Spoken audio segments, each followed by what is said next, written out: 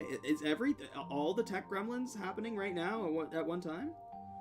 Everything's just fucking breaking tonight. They all waited till 8 p.m. Exactly. Alright, it's 8 o'clock. Get him. Get him! Exactly. Alright, it's 8 o'clock. Get him. Get him! Oh, heard myself twice. That means the stream has officially started.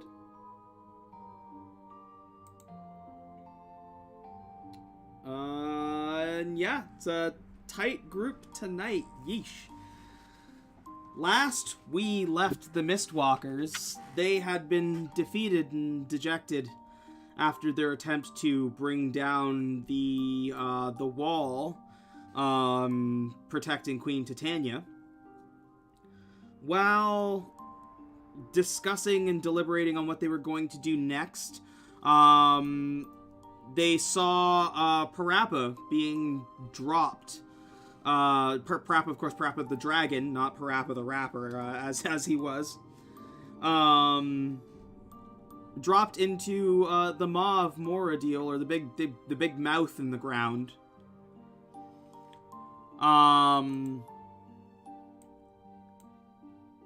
Gearing up to leave pretty much right away. They were given some healing, as well as shown a mural just outside of the Voidwalker Tavern.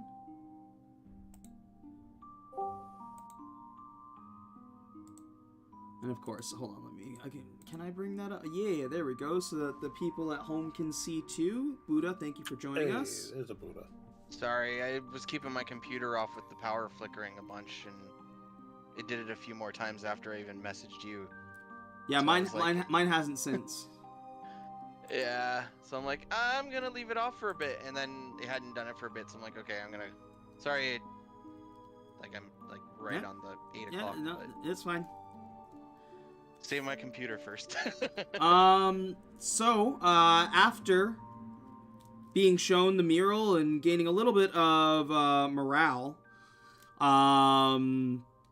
the team left, dove right into the maw, with Exathanter watching them drop in.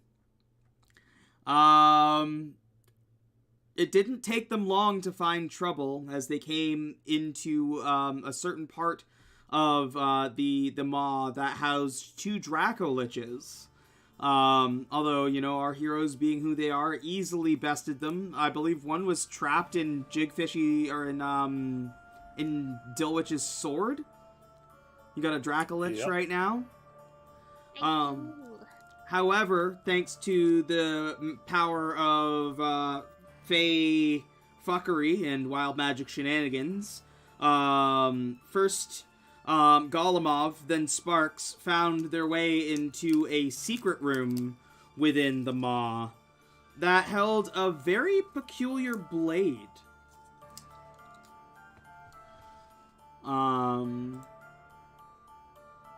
Secret tunnel. Managing to find and cut their way out, Sparks and Golemov find themselves veering one way, and the rest of the team finds their way themselves going another. You each rolled a different spot on the grid, and I've got, so let me just, yes. So Sparks and Golemov, you can decide who rolls this, but I'm gonna need you to roll a d6. It's all you, man. Okay, also, I just want to say I am actually going to attune to the item. You will attune to the item? Yeah, I will attune to it. I was thinking of it afterwards. Luckily, we didn't do much right after, but yeah, it's just, yeah. Yeah, absolutely. So go ahead. I don't know if you were fully attuned already, but you can go ahead and attune to that. I just did, yeah. And you know what it does. Yep. It's a fucking dangerous, scary sword. Just making sure that I have, it's modified, right? When I roll attack. Yeah, absolutely. In this case, this sword chooses you when you take it. So, you are easily able to attune with it. Takes like 10 minutes normally anyway, so...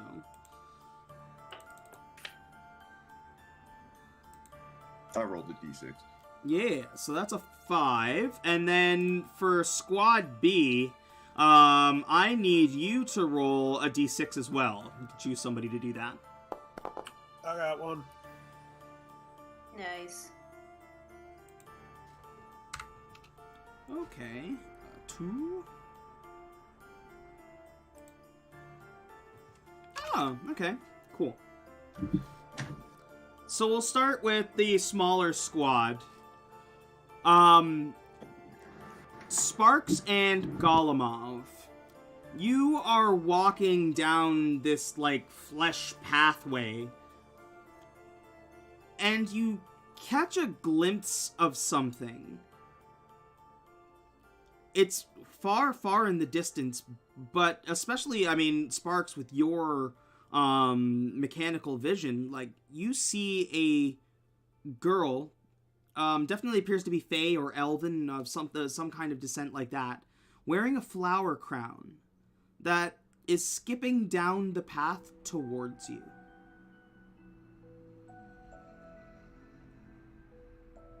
Pull up my little shoulder cannons. Okay. Hello? What do we do here, elephant? Do you know? Hello? Who are you? What do you want? Where are we? Where are our friends? How do we leave? Your voice echoes down. Hello? Hello?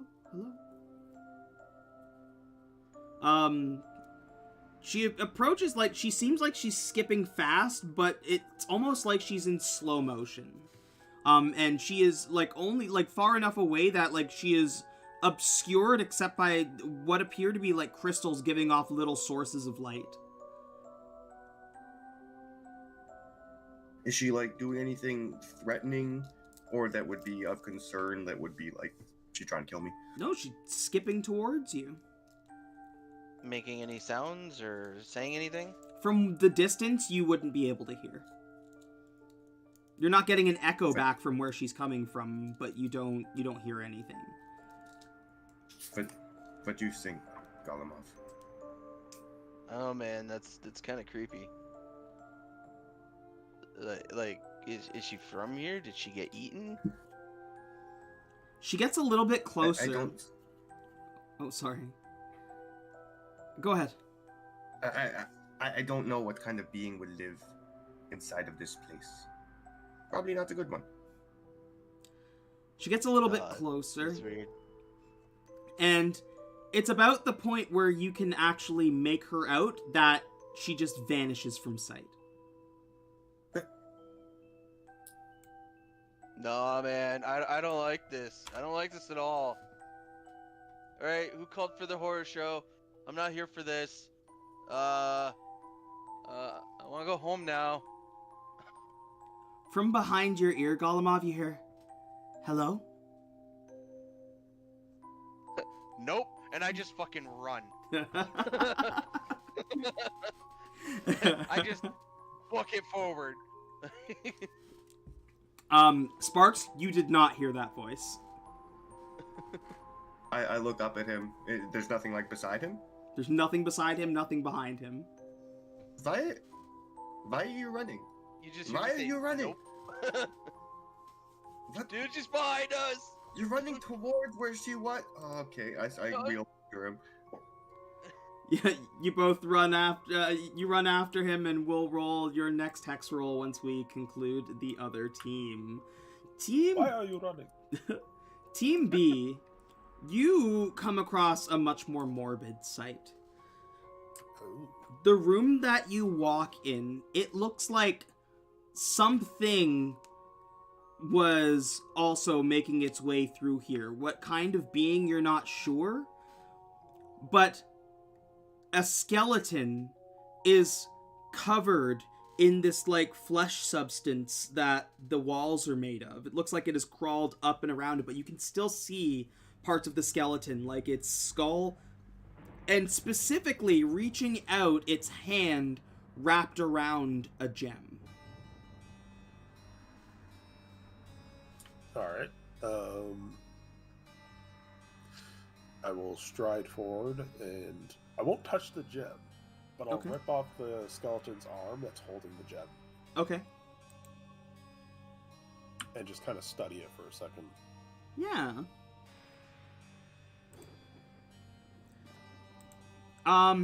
Anyone who would or in the room there can give me an Arcana check to try and discern what this is. I'm great at these.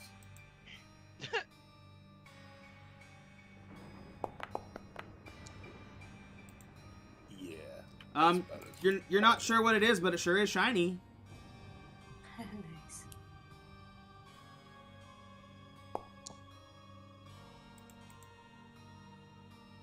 $15? First one that tells me what this is gets it.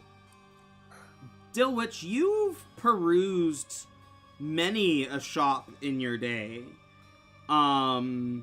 This is a fairly, you've seen things similar to this, and you think you've seen this particular hue, and style of gem before. You think this might be a gem of Revivify.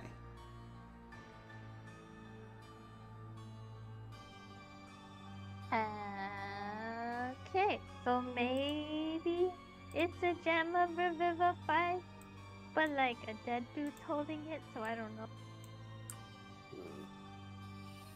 Well, I reach over, pluck the gem out of the skeletal grasp, and I'm going to toss it to Dilwich. Dope. Is the skeleton like gooey? A little bit gooey, a little bit fleshy, and a little bit bony. Little combination of the three. Can I look at Rune and say, can I also have the arm? I'll toss the arm to you. Merry Christmas. Thank you. And then will just kind of look at me and just be like, "What? We gotta take care of the kids sometimes." Sounds good, babe. Dilwich, you can go ahead and add a random skeleton arm to your character sheet. I shall. And that's it. That's all that's in the room. Just this unfortunate dead dude with a really valuable gem. Okay. Doing a quick once over of the room, and then I won't linger here. Time is pressing. We will press on. Excellent. I need we'll start with Golemov and Sparks. Each of you give me a d6 roll.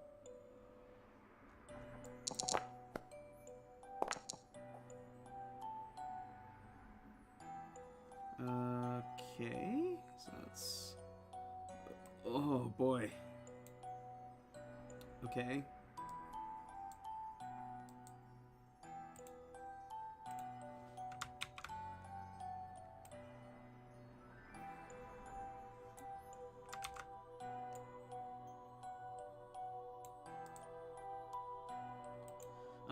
And then 2 people from the other team, go ahead and give me 2 d6 rolls. Go for it. Oh, good one.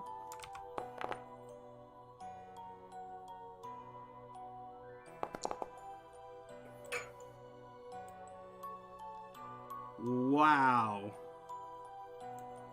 No. No bueno. No, no. Interesting.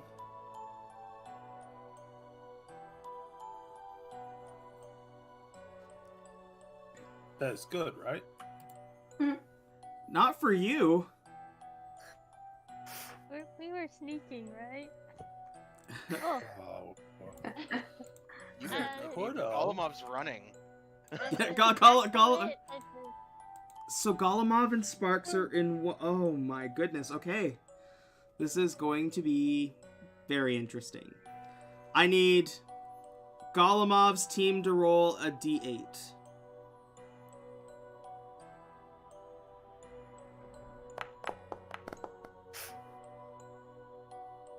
Oh, God. 3 Taras. Okay. Why do I roll dice? and I mean, there's not really any great outcome for you here, but this one's special. Yeah, somebody on the other team, go ahead and roll a d8. Go for it. I'm gonna screw us if I do. Okay, I'll go for it. D8? Yes, and I will say this, on a d8, if you roll a 3, oh my god. Oh my god. Of course. Oh my god. The dice gods are selling us something here. I'm with you, Golemoff. So here's the interesting thing. You both rolled different spots on the table that were the same thing, which is a brutal encounter. However, because you both rolled a 3 and rolled on the same place, I am joining your teams again. That's good. Oh. Oh, I could just picture this. The other team walks in first, like, to this room. Then you see Golemov go, Well, yeah, because you're running into this room. The other team just looks like, is that Golemov? Just full tilt. Oh, look, Yeah. Golemoff back. Okay, so give me a second here. You're going to see a very familiar map, because I only made really one battle map for this place. Oh, man. But just like a house, or like a suburb, you know, similar locale. It's fine. Oh, one other thing that happens, a very strange thing happens. First of all, Major Pritchard, you lose track of him. You're not sure where he went, but he's gone. The other thing is, you do see Dakan disappear, but what happens to Dakan is you see the mist tethers actually, like, visualize around him and snap him back to the Ravenloft. Get snapped back, you son of a bitch. Okay.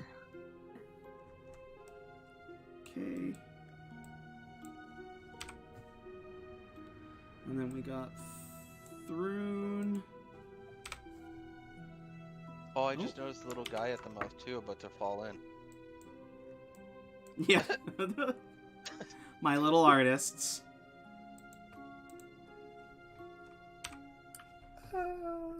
Okay, so we got 3 on the one side, 2 on the other. And then I just gotta pull out this fucking thing. Oh my god. I get to play with such very cool toys. So this was in the hole in the movie 300. Nice. Okay, I should be able to bring you over now. It's gonna be real dark for you. I gotta delete this torch. This torch doesn't exist anymore. There's a different spot.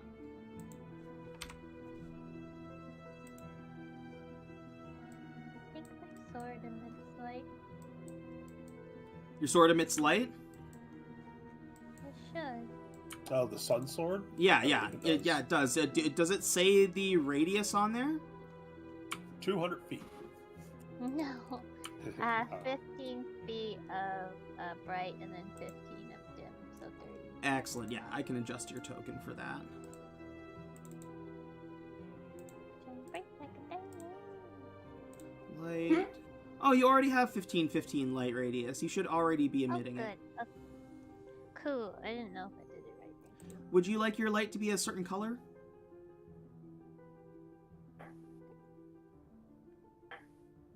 It's okay. Okay.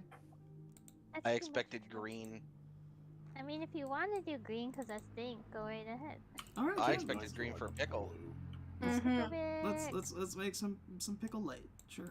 Oh, finally, my food's here. I'll be right back. Better Perfect be timing. faster. Perfect timing. There we go. Dillage is emitting pickle light. Also, how long has it been? Because once an hour is up, my little specter dude runs away. It hasn't been an hour yet. Probably been like 10, 15 minutes because you walked through those rooms pretty quick. Got him up. Flew through those rooms. Huh.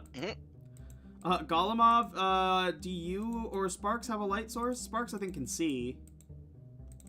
I just can see everything because Warlock.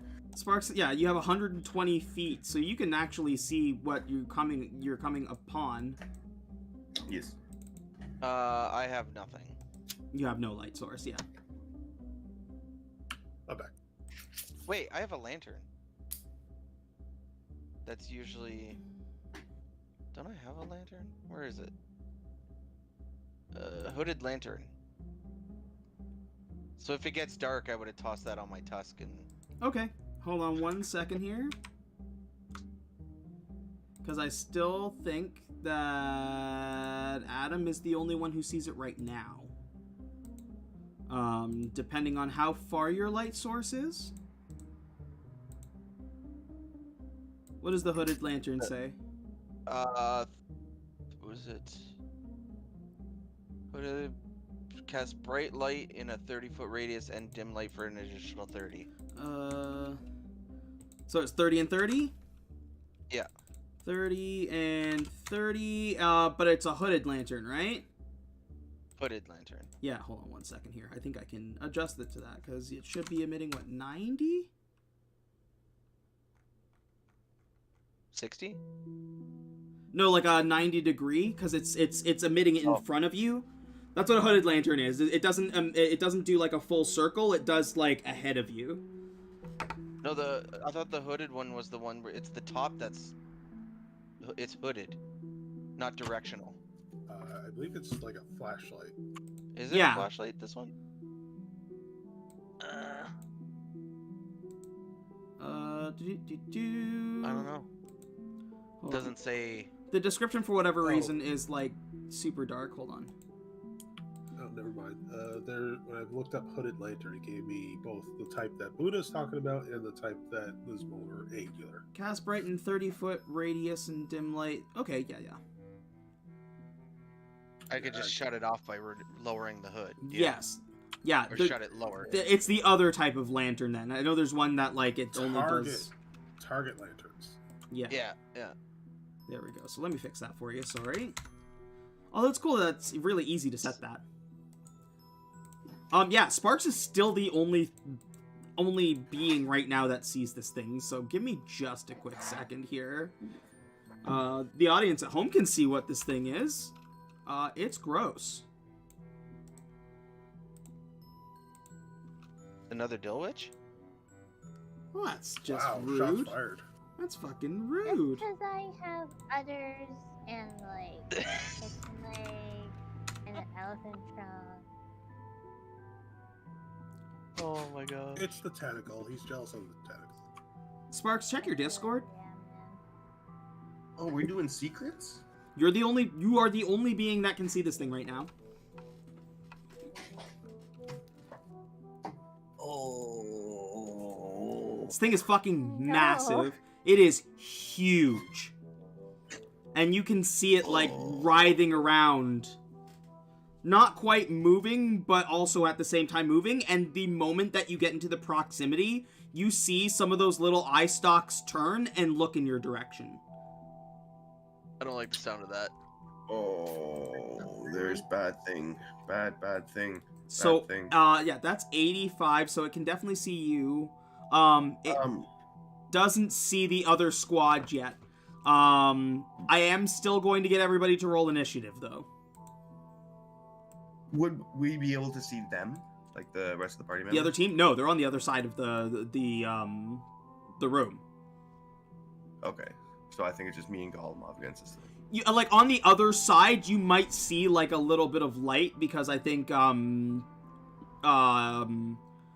Dillwitch's sword is giving off light, so you see, like, a faint green glow at the other end. And Thrun, I believe, has his, like, drift globe as well. So there's a little bit of light coming from the end, but you still can't see them. You can just see that, like, little hint of light at the other end of the tunnel.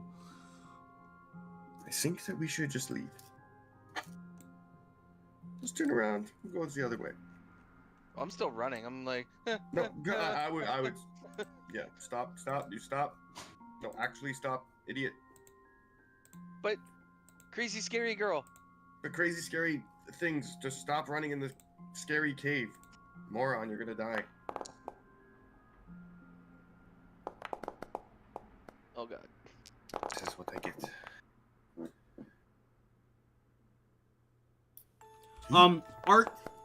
Are you screaming like that, Golemov? Like doing the yeah, kind of. Yeah? Yeah. Oh yeah. Thrun, Dilwich, and Nira, from the other side, you can hear that panicked kind of like sounds.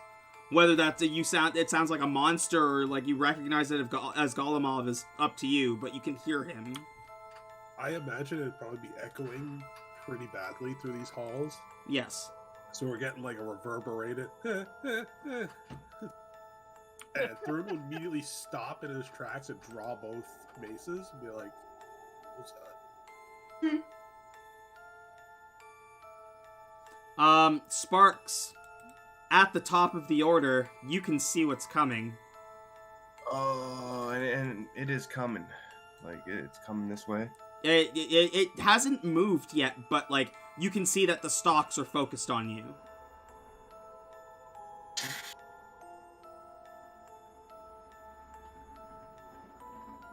How tall is it? It is huge size, so pretty tall. How many Thruns tall is it? And how tall is the ceiling, roughly? It looks like it almost touches the ceiling. Let's huge size. Huge size, 5e.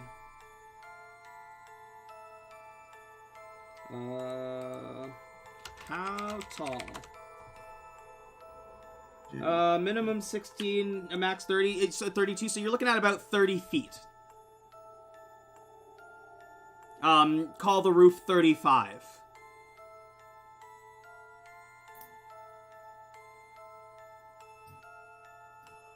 Okay.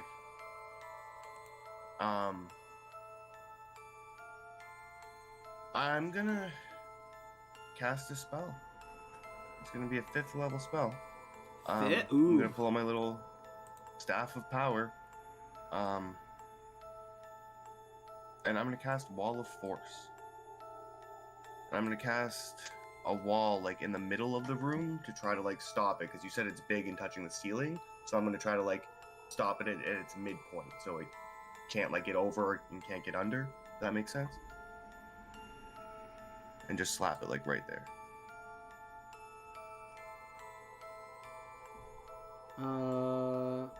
Interesting. Yes. So you're placing it in a way where you're trying to basically stop it from moving? Yes, to stop it from coming towards us as I'm gonna try to run away now. I see this thing, I don't think I can kill this thing, I'm gonna just huck that up. And, yeah, grab Golemov. Okay, I need to... Hold on, I gotta bring up the random tables. You cast a 5th level spell. I did.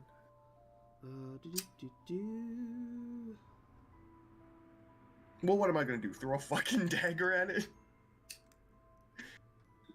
So Sparks with his little knife runs up.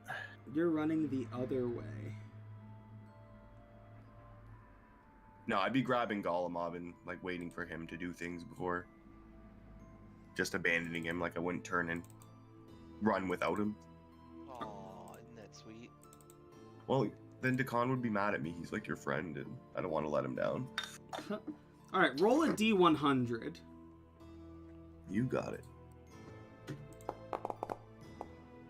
It's a 66. Oh no. Oh, we've seen that one before. Execute order 66. Huh.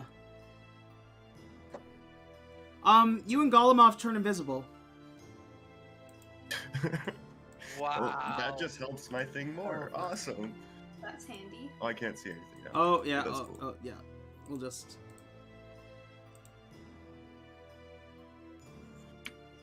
You're also invisible from each other, too.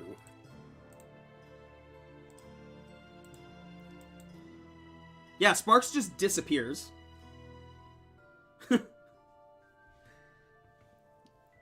Amazing. What the? And that's my goal. God, we have to run. That thing is not going to hold it very long. We have to get the fudge out of here. Run. Mom starts like spinning in a circle, like, oh no, you're turning into that girl now. You're just a voice. What's going on? You're invisible too, dum dum. I'm what? And Look at your look at my hands. hand. I don't see myself, I'm assuming. What the? Something's just gonna break in Golomov's head. Oh He's just god. gonna stand there going, You're an extraordinarily powerful caster. How does this confuse you? But yeah, that's me. Jesus He's also a stoner. Christ. Thrune, it's your turn. You hear panic, but you don't see anything. I hear all sorts of muffled noises and just bullshit in the dark. One second, I need to look something up real quick Do your thing. because I would have done this before, but I just thought of it.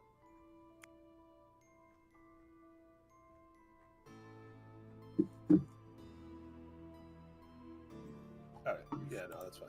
Okay, I'm going to pull out a coin, and I'm going to use that, my cantrip coin, Oh to shit! cast light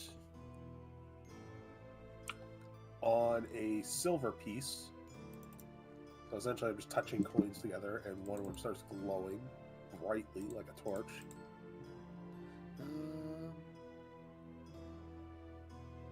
Okay, so with the cantrip coin, you still cast the spell, so you will roll on a table. Yay. Go ahead and roll a d100 for me. Rin gets to play too. Yeah, Thrune gets to join in the fun too. Oh boy. Welcome to the fucking Thunderdome. Oh, well, I guess that does... Your fingers become sore for the next hour. Ow. During this Oh. time, you must succeed on a dexterity saving throw against your spell save DC to cast a spell with somatic components. Okay. Got arthritis. Ow. This is why I don't use spells. But you do successfully cast that light spell. Okay, and that's my action. Yeah. And then I'm going to heave the coin into the middle of the room. Like, just skip it across the room. Like, throw it as hard as I can. Okay. So essentially, like 30 feet forward, I guess. Hell yeah. Easily done. I'm not even gonna make you roll for it. You can fucking probably throw it to the middle of the room if you wanted to.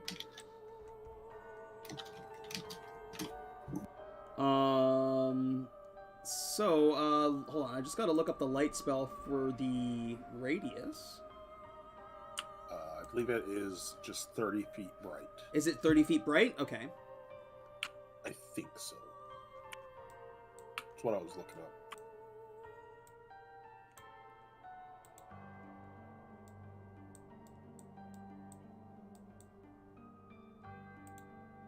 And sorry, how far ahead do you want to throw it?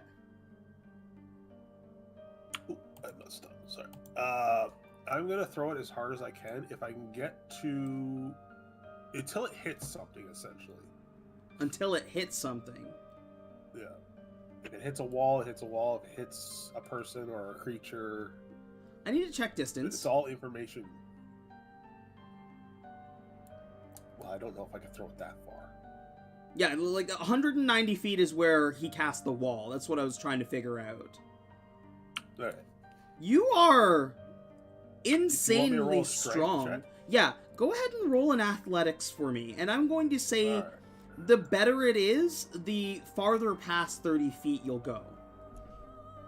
I say, in real life, you could easily throw a coin 30 feet. Yeah, 100%. Oh, easily. As Easily. yourself, Like, yeah. yeah, with a strength of 20, I would even say, like, we're gonna say beyond 60 feet. We'll see how far it goes. There you go. How much is that? I'm not on the chat screen right now. 32. 32? You toss it, illuminating this thing and the wall. And now everybody sees what this thing looks like. casting light from the bottom of it in the center of the room, you see this thing. Ugh. We are leaving. Golemov pees himself. So just flat, yeah, he just flat out like. And that would actually even look scarier because it's illuminating upward at it. Everybody hears in their head, oh good, more friends. No, thank you. I have enough. And yeah, Thrun just turns to the other two and be like, we need to go. Yep. Yes, let's.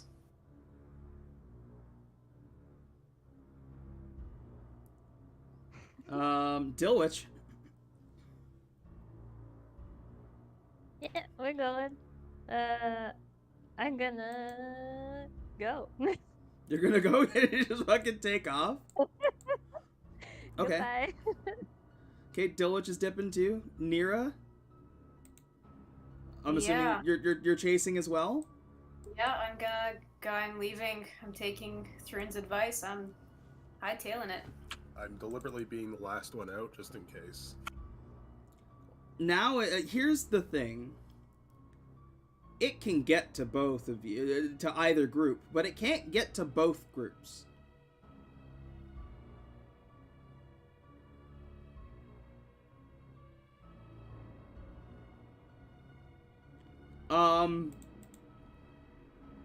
Okay. You all run out. I'm assuming that the other group is running as well? Yeah. Yeah, Yes? sure. Golemov and Sparks? I mean, I'm probably being dragged because Golemov is kind of in fear, not moving, Okay. and being dragged by Sparks. But yeah, I am very small, and you are very, very large. You need to run. Run, motherfucker. but we are invisible, so that's. I will... Okay, yeah, you are invisible.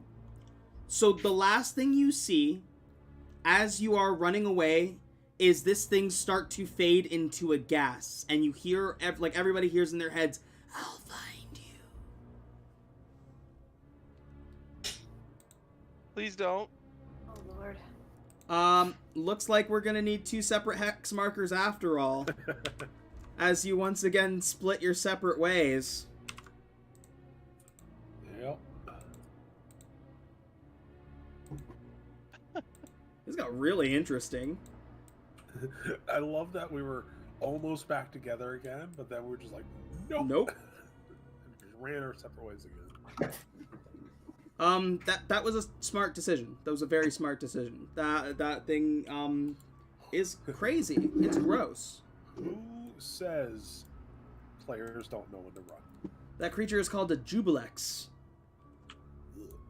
I can only imagine what it does. It even sounds Look- scary. Like, it sounds gross.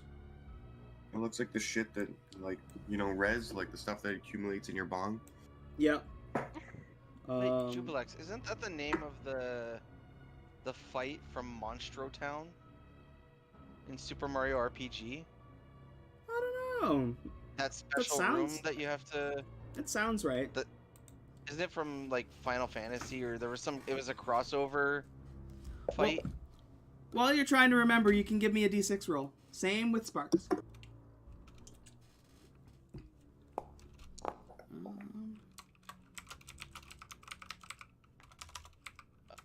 Sorry, one sec.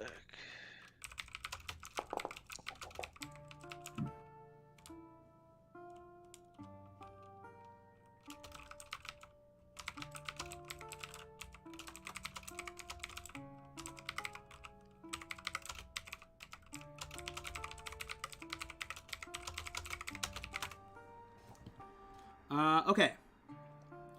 So, Team Golemov and Sparks, 2 and 2. Oh, it was Culex. That was the name of the guy, Culex. And then, through Nira and Dilwich, you can Rochambeau to figure out which way you're going. I'll roll one. I'll roll the other. 6. Okay, 6 and 2. curiouser and curiouser.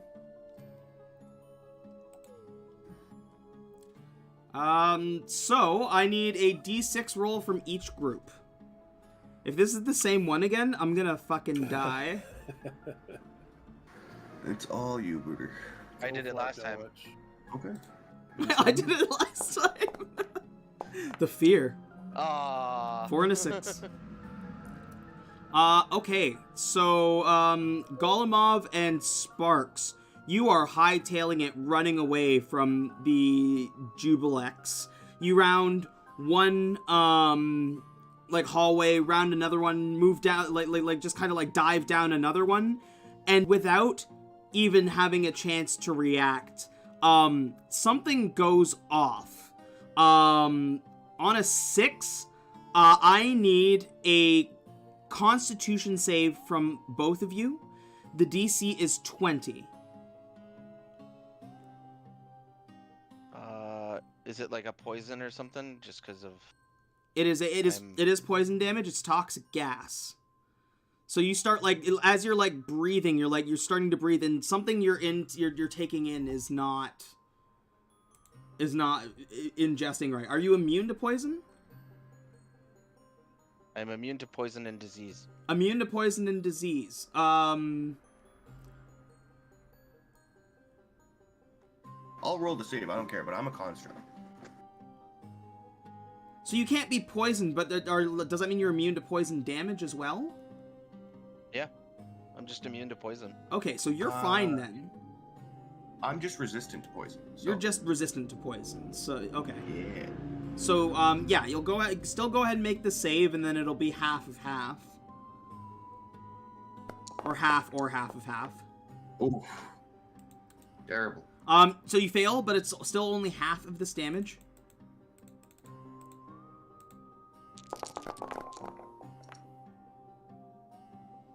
So 15 poison damage. As some of it, like, gets pulled into your intake. And yeah, Golemov, you're immune to poison. You're fine. As you just, like, move through this gross pocket of poisonous gas. Oh, this stinks, man. Meanwhile... Did we find the bowels? Maybe. With the other group, on a 4, I'm going to need, a DC 20 dexterity save. From all of us? From DC all three of 20 you. dex save? DC 20 dex save. Nope. Nay. Okay.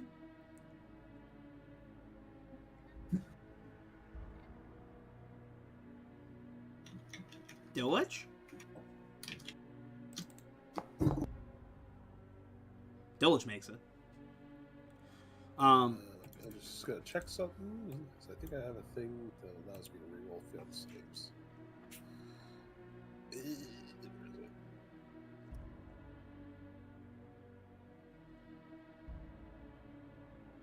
If I can't find it in 10 seconds, I will. While raging, yes, I can reroll failed save. Okay. Nope, still no. Alright, it was destined to be. Okay. As you are running from the Jubilex and start weaving down different paths, you come across what at first looks like a spell book that's laying open on the ground, but as you are, like, running across it, you see it just as you're, like, moving over it. It glows with this, like, red hot orange glyph, and explodes.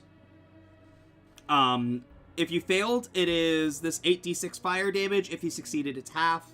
For all you tricksy tricksters who can avoid damage when you make successes and all that stuff, you can apply that as needed. But it is 26 damage normally if you failed the save. And that is fire damage. And evasion.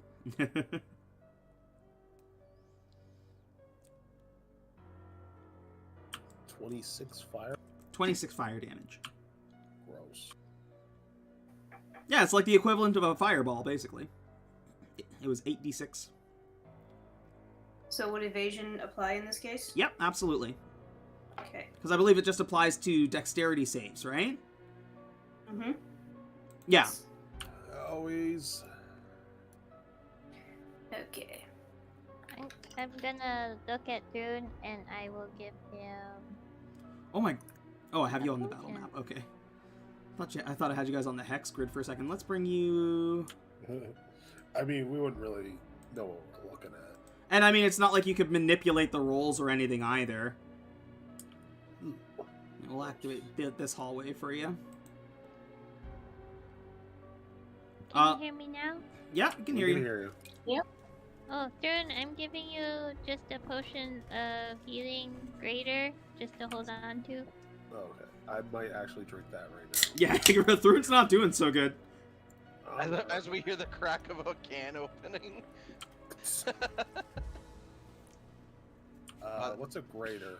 Is that 46 or 44? 44 plus 4. Yeah, that. But 44 plus 4. 44 plus 4.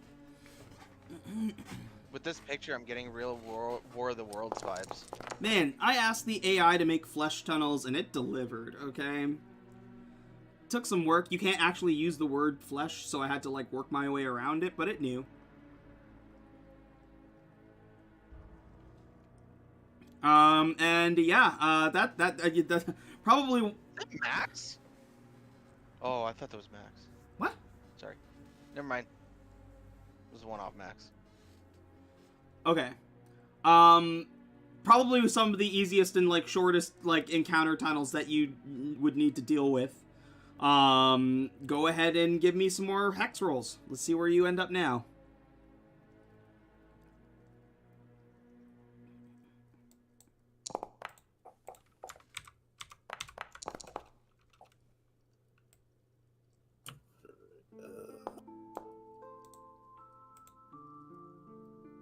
Nira, you want to do it or should I? I can go ahead.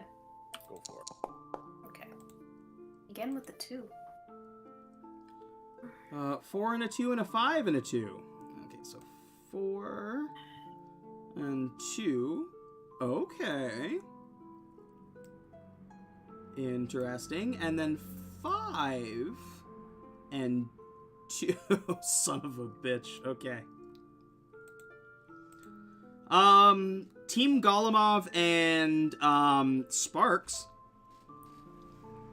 What are you doing at this point? Like, you're still, like, full tilt running? No, I've kind of calmed down a bit. Okay. Sparks has been trying to shut me up anyway. As you're both running, you catch a gleam of something. A little hue of gold. I'm going to need you to roll a d6.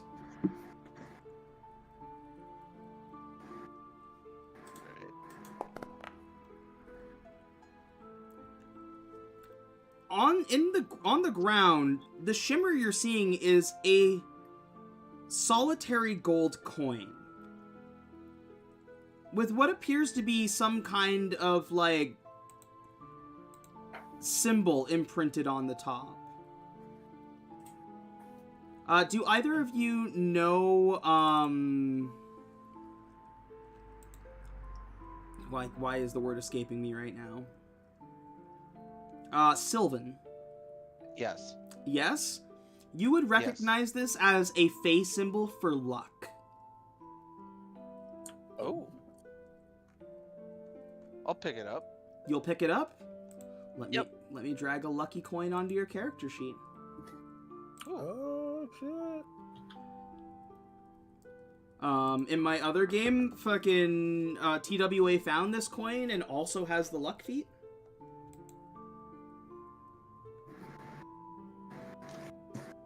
4 lucky points. 4 lucky points? I'll explain it to Sparks what this is. Yes. Currency. Not just any currency, though. Did I not make a physical coin for it? It's special, man. Hold on 1 second. I might have to make it. Items.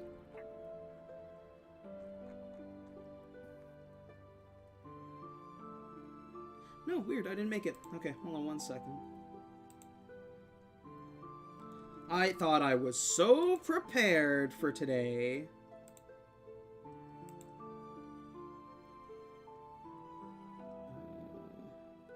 So these luck coins, what do they do again? You will find out in just a moment. Is it kind of the same thing as like the Parappa bucks? No. Maybe? Yes, exactly the same. Except that this is not, temporary.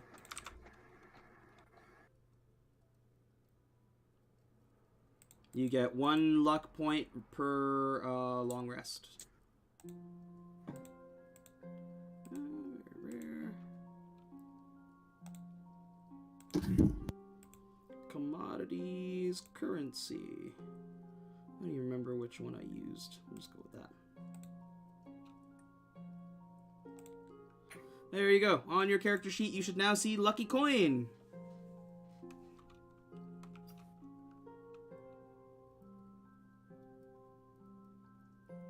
Yay. Yeah.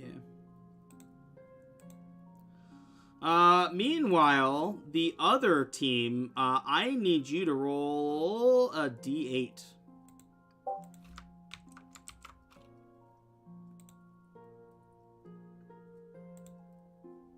You guys go ahead. All you, Thrun. I'm on it. Oh, that looks familiar.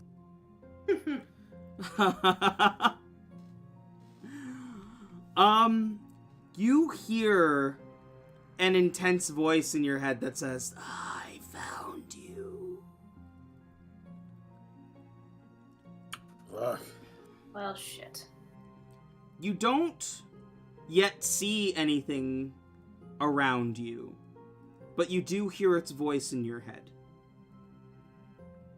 I'm gonna give you a chance to react how you'd like to react. Whether you keep running or you decide to confront, this is up to you. I know what I'm gonna do, but I'm gonna let those two go first. Okay.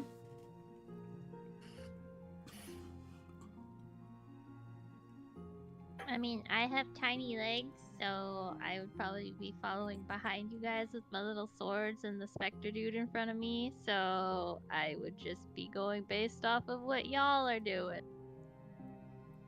The decision then comes down to Nira. Oh, good.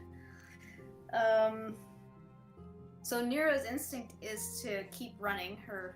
She wants to continue to live, but she also knows that if she doesn't fight, this thing won't get out of her head. So she's gonna stand her ground. She's not gonna run. Oh shit. Okay. Damn, Nira. Thrun, it looks like Nira's ready to turn and fight. Thrun's gonna grab up Dilwich, put Dilwich on his back, and be like, you are a brave soul, babe, but we're going. And he's gonna scoop her up and like start flapping his wings as hard as possible. Okay.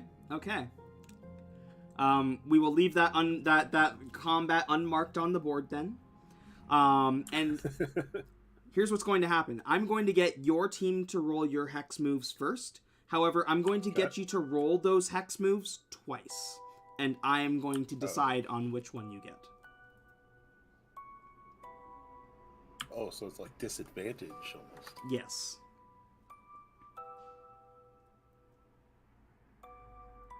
Okay. Alright, I'll roll. Yeah, I'll roll one. Okay. 4 and a 5. Okay.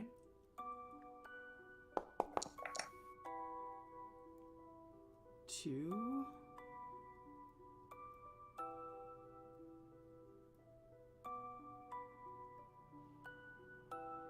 I need one more from the other team.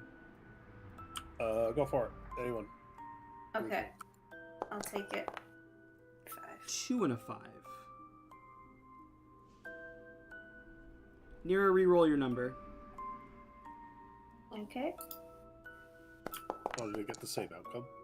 It's just you'd be she'd be really determined in just running back towards the Jubilex. Oh. No, I'm fighting it. 2 and 6. Okay. So it was 5. Sorry, what was the first one? It was. Yes, I told you to re-roll this one. Okay, so 4 and 5 brings you there. And 2 and 6 brings you there. I like that one better. I think you're gonna like this one too. Both of them were friendly encounters. One of them was boring money, and the other one is much more interesting. So, Boring money. Ooh. Golemov and Sparks, go ahead and make your hex roll as well. 6 and a 6. What the fuck? Okay. Cool. You love to see it. We're gonna start with Nira, Dilwich, and Thrun this time. Go ahead and roll a d6 for me.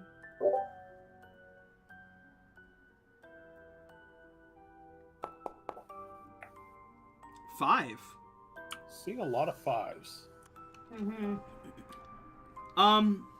You are running, and you run down and turn down one hallway, and you see another dead adventurer slumped against a wall on the ground. There's not much on it, but it does appear to be carrying a backpack.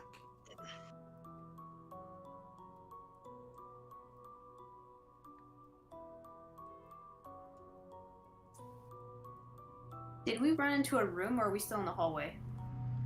You've like run down another hallway, so like you see this body like slumped against the hallway, like the slumped against the wall in the hallway. Okay. I'm not moving until Jordan takes me off because I'm like having the time of my life. Drew's probably gonna actually forget that you're there, and he's gonna walk over to the backpack. Yeah. And, like, catch his breath while he's doing it. It looks like a fairly normal backpack. Okay. Just realized I'm still carrying Nira. I'm gonna set Nira down. Okay. Thank you. And then I'll walk over to the backpack, kind of nudge it with my mace. You nudge it with your mace, and 2 little eyes pop out of the top, and it goes as the like arms of the backpack like fold out, and little teeth pop out of the like little like where the fold of the backpack is. This is a mimic. This is a backpack mimic. Oh. It looks at you, and it kind of makes like a weird like noise. And it doesn't appear to be aggressive. It's not like trying to whip its arms at you or anything like that. It actually seems very docile.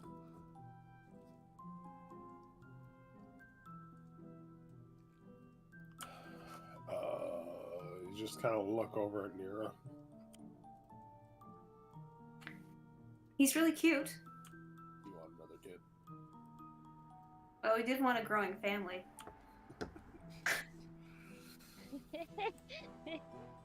I've got Nibbles with me right now. I left. He's on my bracelet. Oh, you do! You do! Yeah. Oh, yes. Nibbles actually like comes alive and kind of like slinks its way down your arm and kind of like looks up at you, like almost in like a snake form right now, looking at you like, can I play, basically?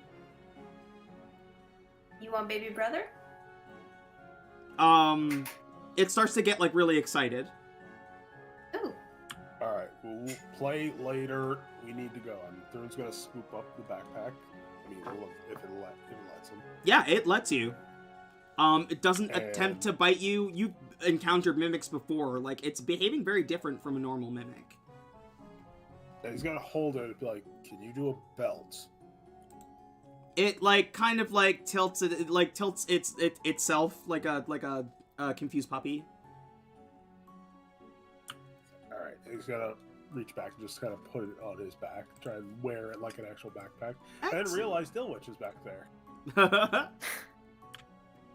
Oh, you hold on to this. I'll take it. You're giving it to Dulwich to hold on to? Dillwich is Thrun's backpack right now. And Dulwich, sorry, what did you say? I take it. You take it? Okay, so hold on one. I hug it.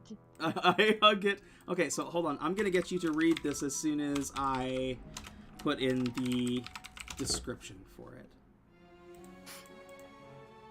Oops.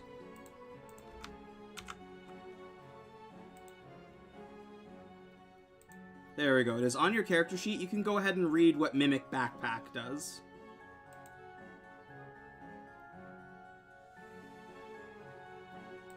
A mimic that stays as the user's backpack. When thrown at an enemy, it attempts to devour it against a strength check. If it fails, then it just does 1d4 damage and must be retrieved by the PC. That's awesome. It's a num num. Yeah, Num It's num cute mush. and practical.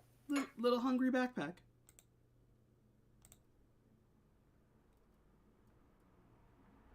Oh, but if we don't retrieve it, it gets left behind. That's so sad. Well, you gotta retrieve it. Yes. There we go. Reminds me of the cat from Marvel. Oh yeah. It's a what's it called? A flurgle, something like that. Yeah, yeah. Just like. Yeah, those things are crazy. Sparks and Golemov. Mm-hmm. You think for a second you might have heard Thrun and the others, but you also, as you're approaching, hear a voice in your head and say, "Oh, a second meal." Sparks. I don't think that you want to eat meat. I'm just saying, out of the two options you have, All will be Yeah. one with me. No, I'm all fat. You don't want me. You once again, you don't see it, but it is in your heads, which means it is close enough to be in your heads. do I know, or did, like you said, we kind of heard the party, maybe? Yes. Can I discern which, like, where from at all? Where you were coming from, no. Like, so basically, think of the mob Moradiil and especially where you are right now, like the arteries of a heart. You are traveling through these different tunnels, so like the echo of their voices could be coming from anywhere. So no way to discern. Let's just boogie then. Just Boogie. run. So I'm gonna offer Back you. the way we came. I'm gonna offer you the same intrusion. You will roll twice, and I will choose which of the two rolls. Sure. Okey-doke.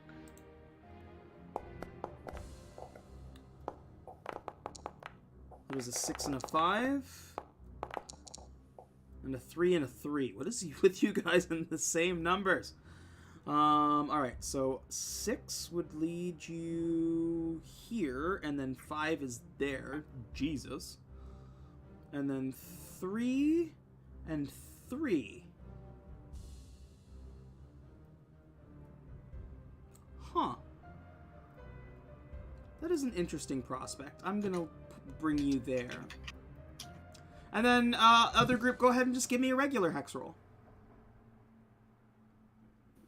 Regular hex roll.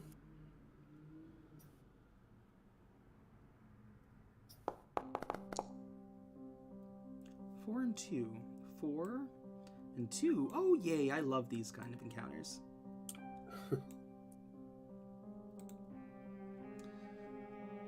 Golemov and Sparks, you start rounding tunnels again until you see something strange. When you guys started this journey, you left behind some kind of marker at the entrance, right? Yep. Do you remember what that was? It was the Prappa's stake, like his shiv. Shiv. Yes, his dungeon shiv. There's a little bit of like the flesh crawling up it now, but you see the dungeon shiv. You have found your way back to the entrance. We have? No, Sparks and Golemov have. Oh, okay. Pick up the shiv. You'll what? I'll pick up the shiv. You'll pick up the dungeon shiv? Yeah. So- Why is this here? We have to keep going, no? We can't leave. Well, I was saying, why is this shiv here? This is Parappa shiv? What's it doing here? Thrun put it in there when we came in What? Why? to mark the path. So we've been here before. Yes. Oh. I think that we just like take that artery and then we turn left at the weird intestine-looking things. I think we can get right out. But if I remember correctly, but I think that we should we have to keep running because this thing's chasing us. But I think that we should try to find our friends because that's our mission. Our mission is to find our friends? Well, our mission is to get Parappa, and now we have to get our other friends so we can go get Parappa. For whatever reason, Decon seems to have an attachment to him. Right. Dragon, yes. So, yeah, I guess I'll leave the shiv here. You leave it on, okay. I'll put it on top of the stuff now, just so that... Yeah, it almost looks like you're putting it in like a little, like a little mound. Looks like a little sword in the stone, except the stone is gross. Okay, you put the dungeon shiv back into the meat pile and head on back out. Instead of sword in the stone, it's shiv in the cyst. Yeah, shiv in the cyst. That's fucking gross. It's gross, but it's true. The other group, I am going to need you to roll a d6. Go for it, Jiggy.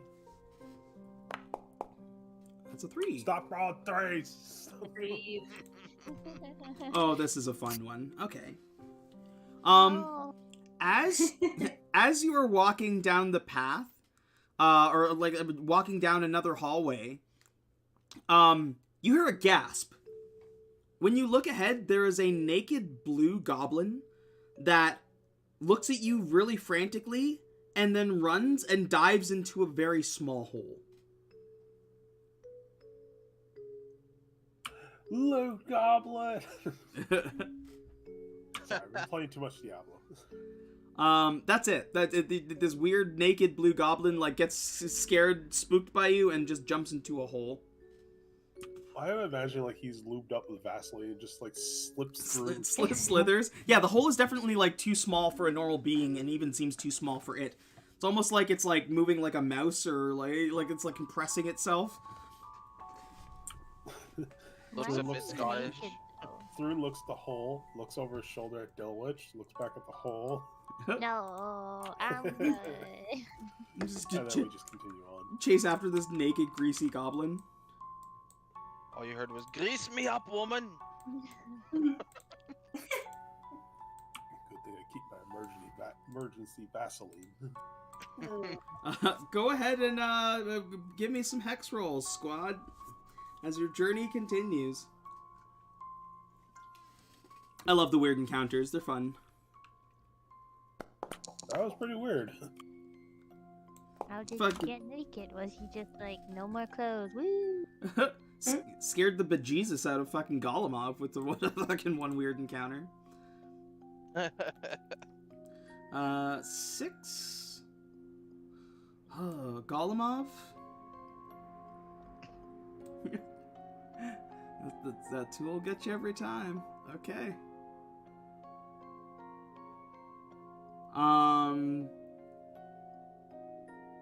And then Dilwich and Nira. Okay, that was the last one. So Dilwich, Nira, or Thrun, I need a d6 from 2 of you. Okay, I got one. You guys go for it. Okay, 3. Jesus. 3. And 3-3. 3. Man.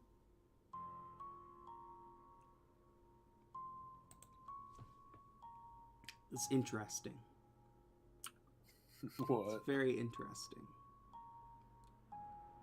So here's what I'm going to do. Here, this is very, very, very, very interesting. I'm gonna, yeah. I understand what's happening now. Well, first of all, I'm going to get Thrune. Roll for me a d6.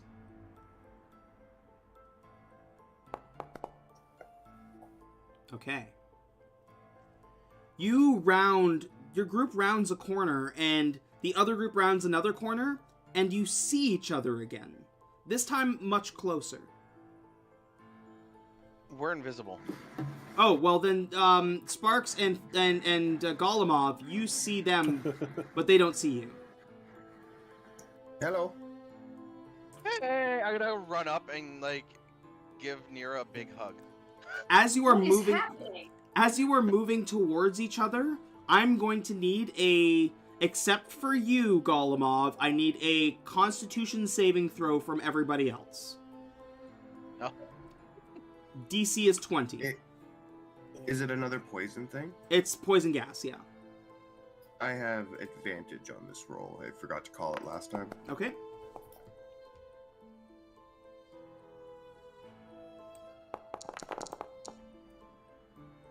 And I'm gonna try to put it.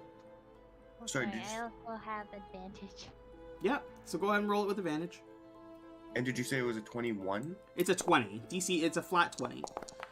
Alright, I'm gonna use Built for Success to roll a d4. I'm gonna use my fanatical focus. Oh. Nice, Yes. Sparks. Reroll.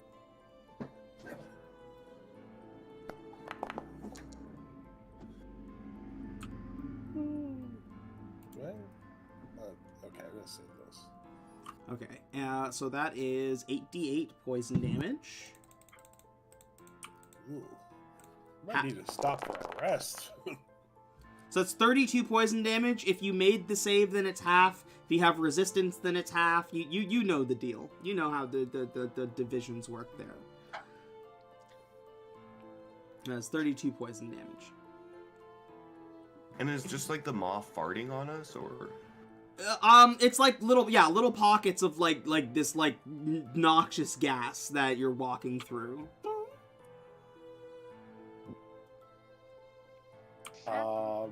I'm gonna drink another potion because I'm really fucking hurt. Yeah, same. I'm feeling it. Fuck, I think this is the most damage I've done to you guys this whole campaign. Just some weird thing hugged me. I didn't know what was going on. Oh, he's squeezing. Oh, he. Yeah, you're also being like assaulted by some invisible force. Nero, Here, what's going do on? it. Thrune, you're alive. So you're lucky I heard that. I was about to whip the backpack at you. Yeah. I use like my Decon projector to make a little Golemov and Sparks. Okay. This is us. We are here. See? As you can clearly see, this is not us. We are invisible. Oh yeah, that sets through it off because now I can see the Golemov and Sparks, but something's still wrapped around Nira. So I'm gonna run over and try and get whatever's on Nira off. Jesus. Can we hear them? Oh, Like, no. can't see them. Yeah, you Can we hear them? you can hear them. You just can't see them. Oh, I come now in. we can see them. We can see the projections. Yeah. The projections are fairly small though. I'm like speaking go. like right at you guys. Like I'm right beside you speaking. No. Go off. They're right here. We're just invisible. We are a powerful party. How do we not understand invisibility? We have been at this. Frustrated. Well, I mean, in all fairness, we didn't know it was you guys until you started speaking. I mean, there's this weird fart creature after us, so... Yes, we saw the fart creature as well. I'm hugging Dillwitch now. Does that mean you're hugging Drune too? Because Yeah, I'm still... Dillwitch Oh, backpack. Yeah. Get off me. Dude, I didn't know you were alive. So, here is the caveat to grouping you back together. As you run through this poison gas, you also hear in your head, all together now. 1-2 step. Time to Shit. go. Well, should we run or should we fight this thing? I don't think it's going to stop. I'm fucking hurt. I don't know about you guys. You Well, want another potion? this place is pretty complex, but we were just at, like, where you left the shiv. Oh, you got all the way back there? Yes. So maybe it's not far from here? Well, we still haven't found Parappa.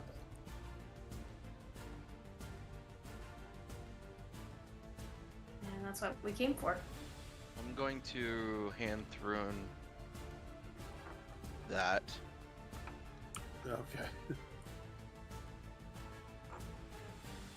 And like see how you are after that.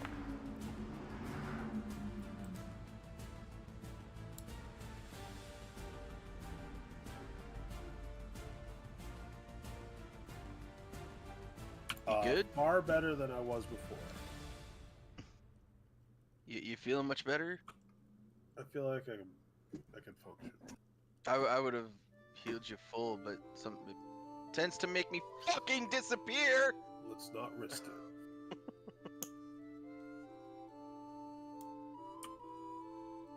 He just like yells at the ceiling. They're just gonna look at the rest of the group. Like, what do you want to do? You want to run, or do you want to fight this fucking thing? Or Find Parappa. we could just run to Parappa and hope for the best. Do we know where Parappa is? No. No. So, do we want to run, or do we want to fight? We want to find Parappa. So run. But is running mean going back up? We're running Yes. away from that thing. Well, yeah. I guess. So I ask again: do we want to run, or do we want to fight? That's right. Take the time to contemplate your actions. You We- shut up. We're talking. We will. We will. Can you show us where the dragon is? Yes, all you have to do is join us. Oh. Are you having a party?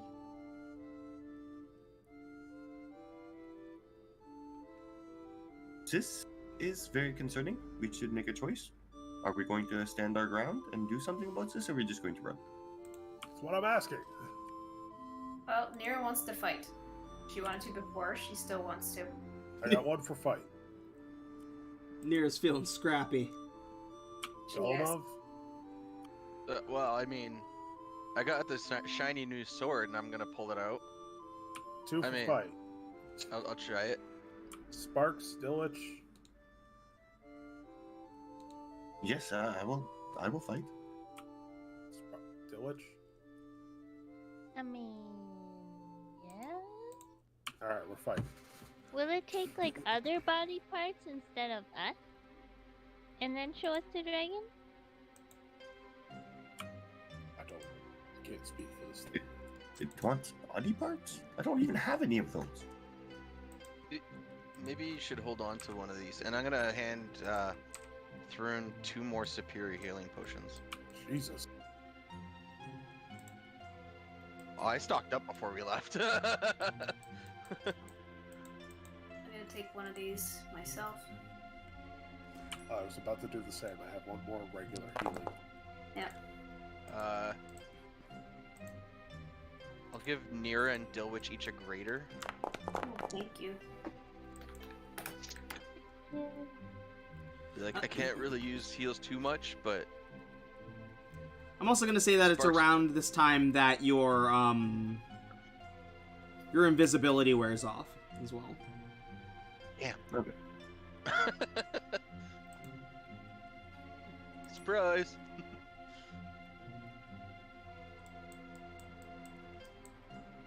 It is Like, much I'll use closer. my healing if I really, really have to, but like, I'll try not to. Oh, you used it right away? Yeah. Okay, I'll give you another one then.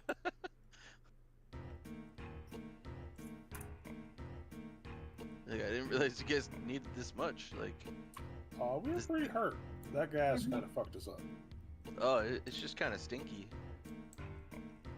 I don't know. Hey, we're not all as awesome as you are. Yeah, Yeah, and I think yeah. the jackalage hurt me before. So. I am pretty awesome, ain't I? As you see him with like a pee stain in his pants. We activate the scene. Once again, Sparks. This thing has come out of its gaseous form into its like blobular form, and you can clearly see it in front of you guys.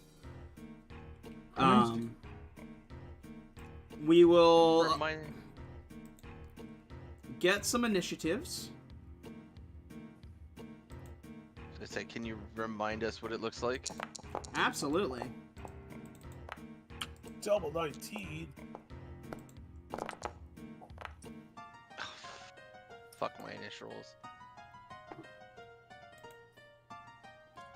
There we go. So that's all set up. Why don't we take a 5-minute break before we start the combat? Stretch your legs, refill your waters, all that fun stuff, and then we'll come right back to it. Will do. Okie doke. Okay.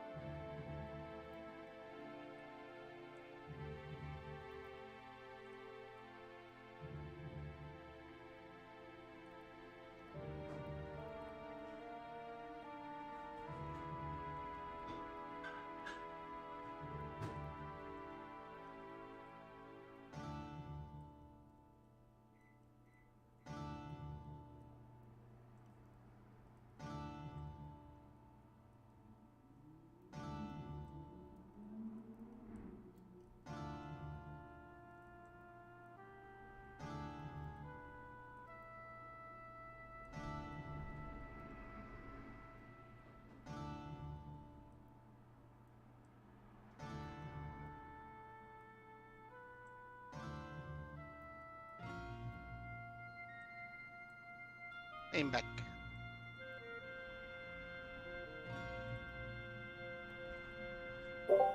I'm here too. I have returned as well. Me too.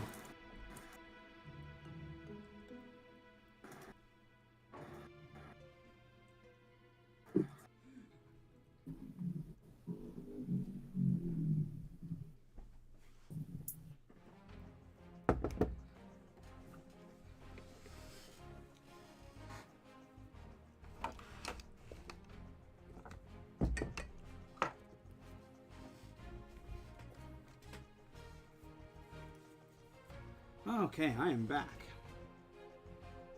Hey. Charge. Charge! I'll go back.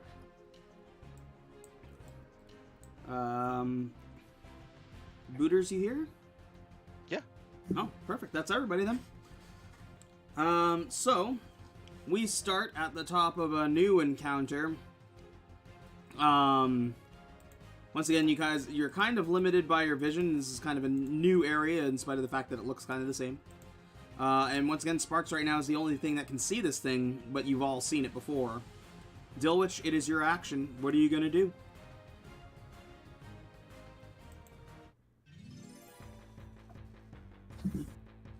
I'm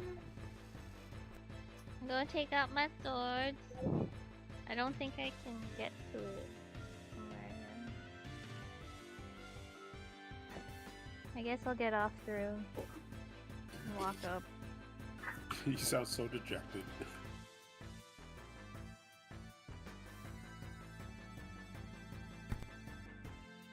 You like start like splish splashing through this like little pool of blood. I'm gonna have my head down because I'm sad. So movements are actions, correct or no? What? No, your movement's your I'm movement. Sorry, Oh, okay. So then if I take the dash thingy, then I can move more. Got it. Yeah. And I believe you can take your dash as a bonus action. Hell yeah. Because you are rouge-like. So then I'm gonna whack it. You rush, Little rouges. rush right up to this thing, comes into view, and you just start swinging at it.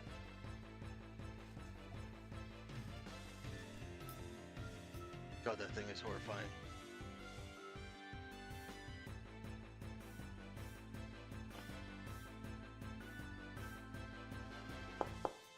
And I have advantage because it's. Oh my God. Yet. Nice. That's a fucking double 20. crits. That's a girl. 2020. Holy shit. Damage? No. 8 times the 10. But that's... Jesus, that's rare. I'm guessing I hit it or no. Oh, you definitely hit it. If a nat 20 didn't hit this thing, we're running.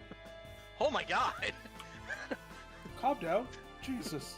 I get my. Sneak attack, yep. And it's... You roll all 6s. Crit sneak attack is disgusting. Go get him. Small but mighty. Oh my Yes. God. Yes. Like 79 damage. Insane. Excellent. Yeah, you start digging into this thing, and, like, you think you're doing damage, but this thing is, like, amorphous. Like, it's like you're cutting into gel. Doesn't show any signs of physical damage.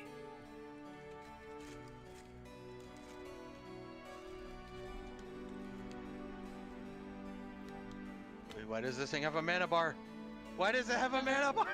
That's never a mana Radiant bar. damage. That's a legendary Doesn't action do bar. anything? Sorry? Radiant damage doesn't do anything. It doesn't seem like it does anything extra. Okay.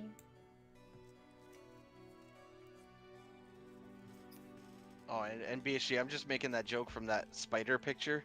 I know, you make it every It's like time. the giant spider. Yeah. It reminds me of it every time. Alright, Throug's gonna spread his wings, cutting action to dash. Right up in this thing's jam.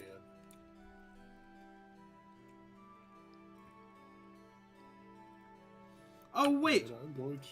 Sorry, Dilwich, I lied. Something does happen when you do radiant damage to it.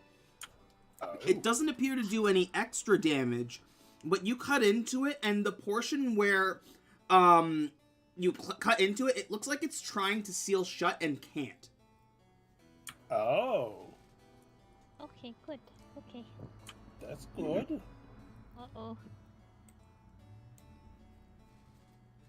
Sorry, Thrun, go ahead and continue your turn. Sorry about that. Alright. Oh, I'm just gonna get my 2 attacks on it.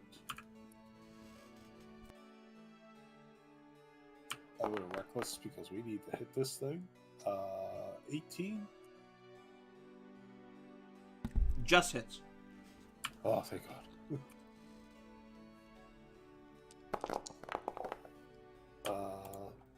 28 of that is radiant. Okay. Yeah, it does. It doesn't double the damage. Just it prevents its regeneration. Yeah, then my Divine Fury kicks in for another 7, so that's 44. And then my second attack.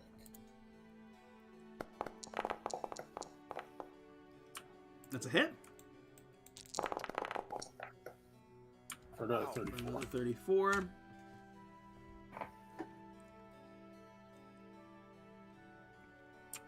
That's me. At the end of your Bonus turn, it's action. going to use a legendary action. Yay. Acid Splash. Oh, hell no. What is this? Lash attack. Acid Splash. Okay. Why do I have the burning? What? I have the burning status effect on me. I don't know. I don't think I'm burning. Is it because you got fireballed? Maybe. Is this supposed to be Acid Splash and they named it to eject slime? No, that's something different. Why does it list... Oh, I remember why. I have fire resistant for an hour. Oh, yes, that's right. Hold on, I need to... Give me... I just a remember quick drinking the second. potion and I got acid, and I was like, oh, do I get immunity now? And you're like, no, reroll.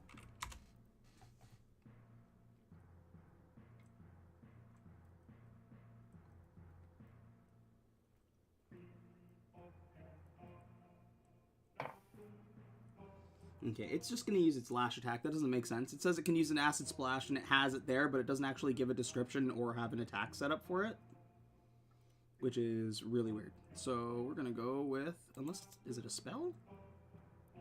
Oh, there it is. Okay. Oh, as if it's the... oh my god. Okay, that's gross.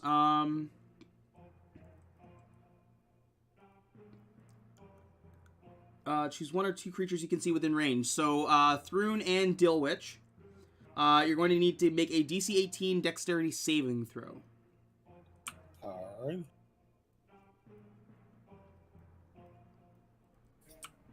So I checks my features. Yeah, I'll just roll the damage now.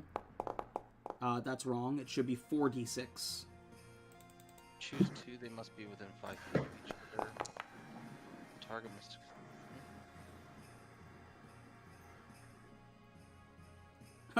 So, Okay. Danger sense gives me advantage on this saving throw. Dex saves. okay. Yeah, and it's a save or suck here. Yeah. Evasion!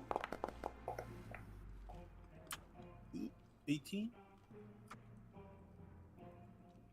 Just makes it. Oh, thank God.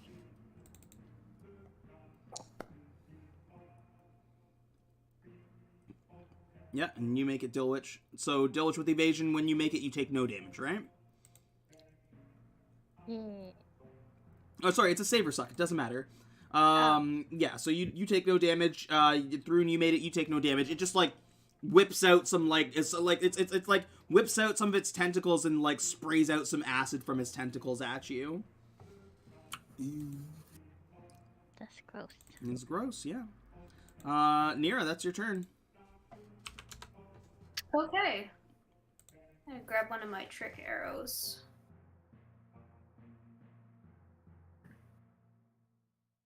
I am going to try and see if I hit it. 22 hits. Okay. So I have equipped my arrow with a cannon. Upon being fired, the arrow transforms into a cannonball that magically continues following the arrow's flight path. A creature that is hit with the cannonball takes 8d10 bludgeoning damage and must succeed on a DC 22 strength saving throw or be knocked prone. Oh shit. Okay. Go ahead and roll your damage. That is awesome. I will say that this thing cannot be knocked prone. Okay. Okay, that's fair. Oops. Wrong one. 8d10.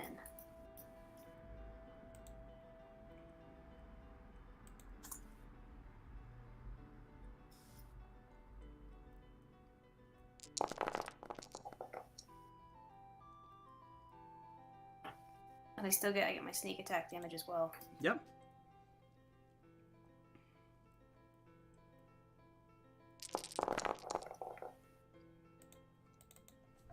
Okie dokie.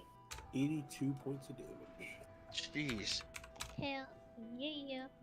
Well, that was the Alright. let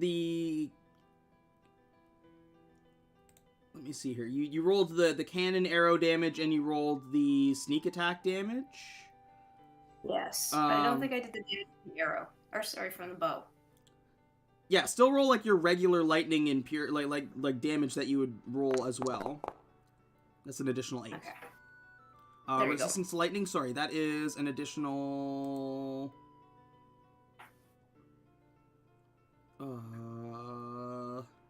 6. Yes? Yeah, 6. Okay. 88 points of damage. Woo! Indeed. You guys are like Okay. blowing chunks off this thing. Like the cannonball like grabs like a big glob of it and just keeps flying with it. Excellent. Cannonball arrow. That's nutty. At the end of your turn, Nira, it's going to use its second legendary action for a corrupting touch. Okay. And it is going to do that on Thrune. Cool. No. Sorry, babe. It should still be an attack. I don't know why it's not. I'm just gonna roll the acid lash.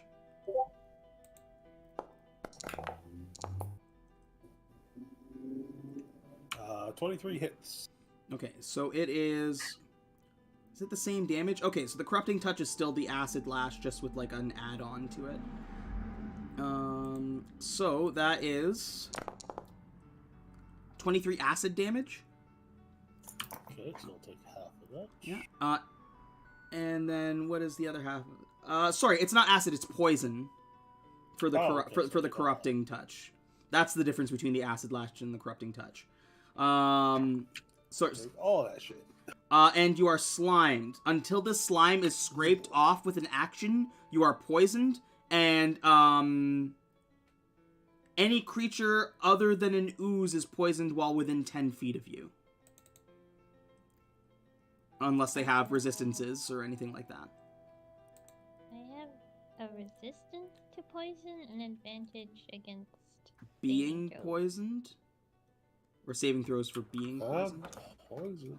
Yeah, I have advantage on saving throws for being poisoned and then resistance against poison, so I don't know how that works.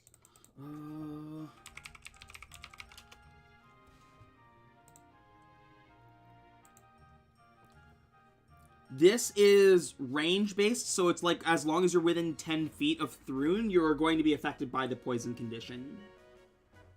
Cool, so half that then, Sorry? You're not Half of that or no? you're not taking damage. You're both you're under the poison condition. So you have disadvantage on attack rolls and ability checks.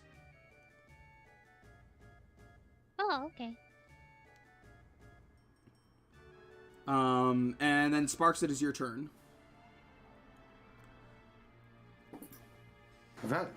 This thing got chopped down pretty fast. Holy crap. Still gonna wheel over here, make little robot noises, take out my little shoulder cannons. Because I don't really want to do more than a cantrip, because I don't want to die. Do you want me to roll the effect now or after the attack? Roll the effect now. D100. Cantrip. 40. 40. You immediately take... Okay, so let me roll that. As you're casting the Eldritch Blast, this weird radiant energy, kind of backsplashes and hits you for 4 radiant damage. I'm gonna say, I have, the little Predator shoulder cannons that come out of the sides, and one of them just, blows up. Yeah. And I'll roll my 4 Eldritch Blasts.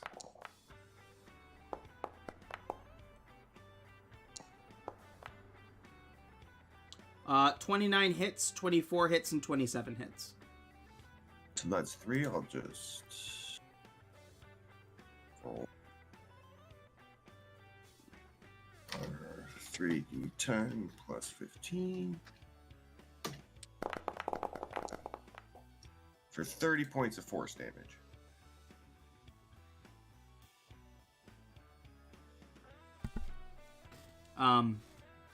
Normally I wouldn't do this, but this thing is at 69 HP. Yeah. And Giggity. that's me. It is the Jubilex's turn.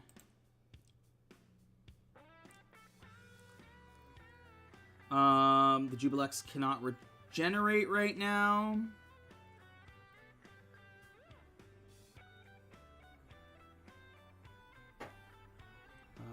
Okay.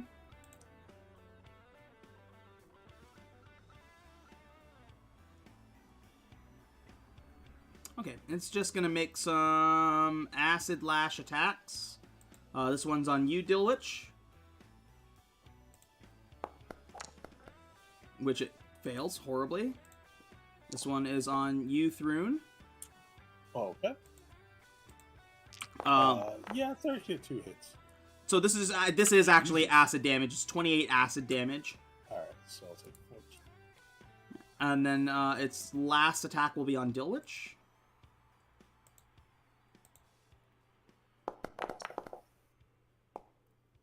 Also, can I use my reaction to hit it?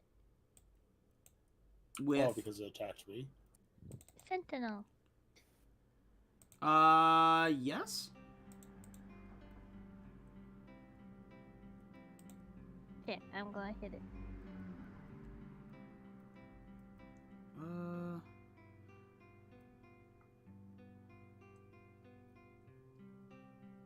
Yeah, go for it. It's disadvantage, right? Yes, with disadvantage. 28 still hits. Didn't matter.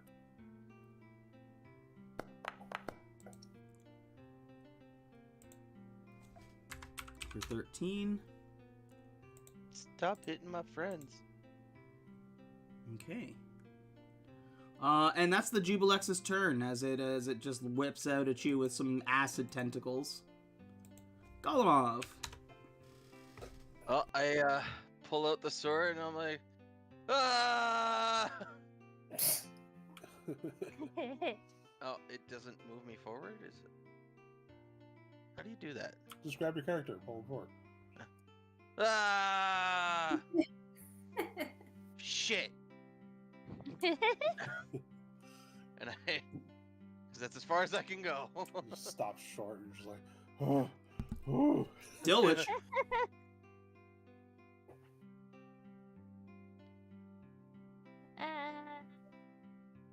have a question.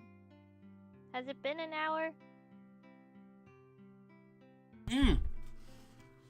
It has, but I am going to say that the spirit is still there. I'm going to say the little bit of that candle is still burning. Okay, because I just needed to know what sword I'm using. Thank you.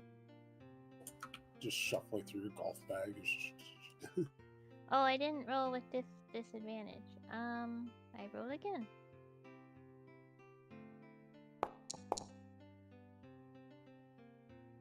Either way, it hits. Oh, they're coming for me.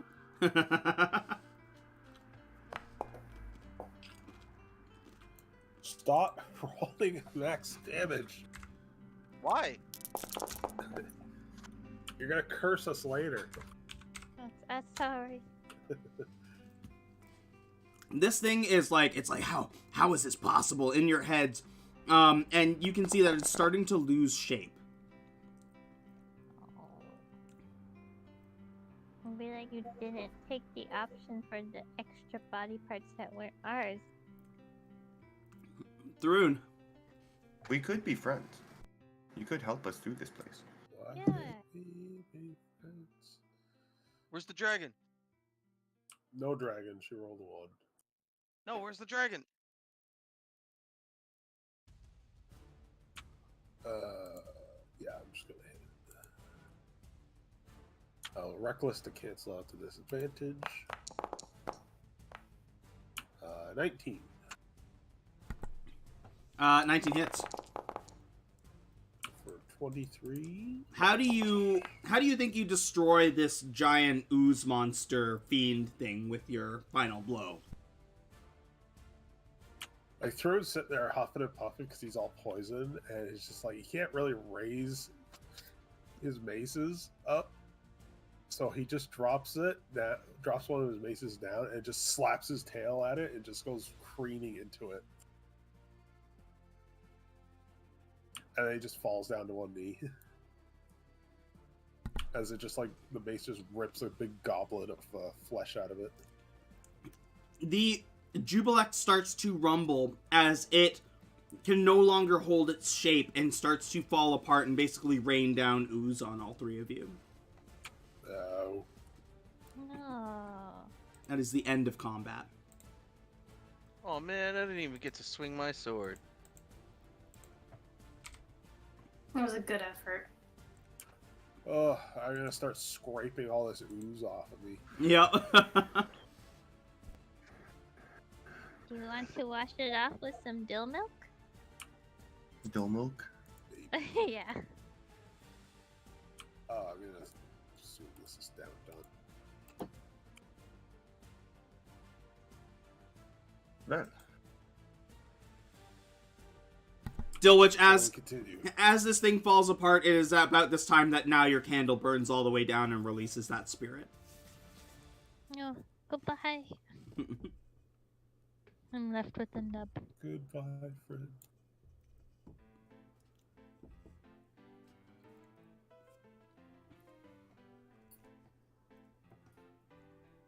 Well, that ooze seemed a lot more confident than I believed that she was going to fuck us up.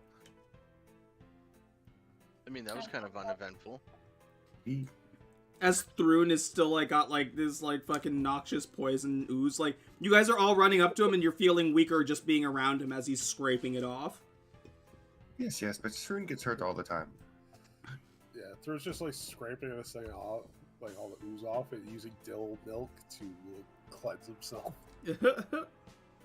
Using it as a neutralizer. It is nutritious and delicious.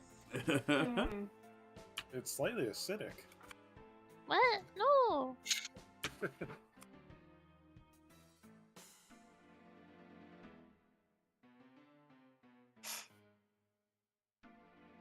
So, how do we find the dragon? We have to keep Right. going. Keep trying to find Parappa.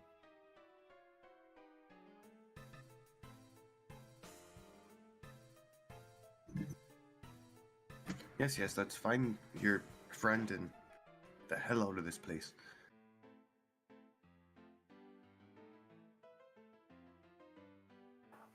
It's been terrible.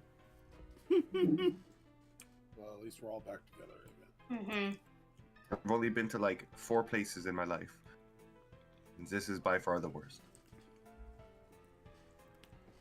Just gonna drink one of these now.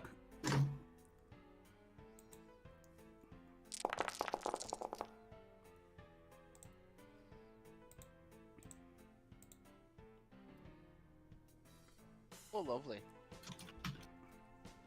These tunnels are really cool. Right? They're so cool.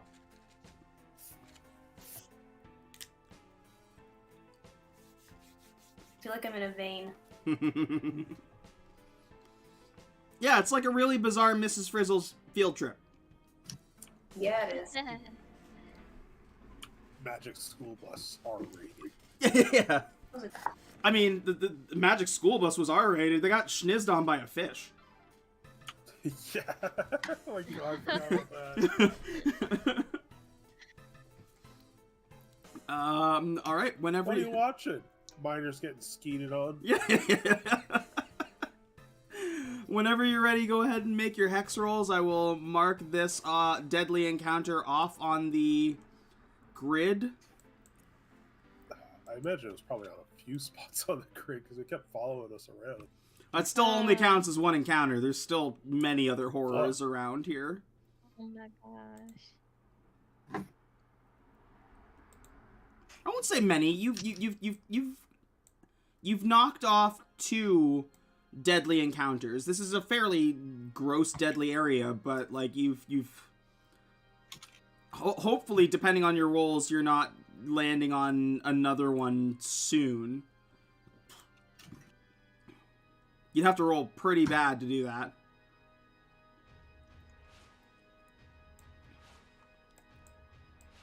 Speaking of which, give me some rolls, folks. Yeah, someone roll. Yeet. 2.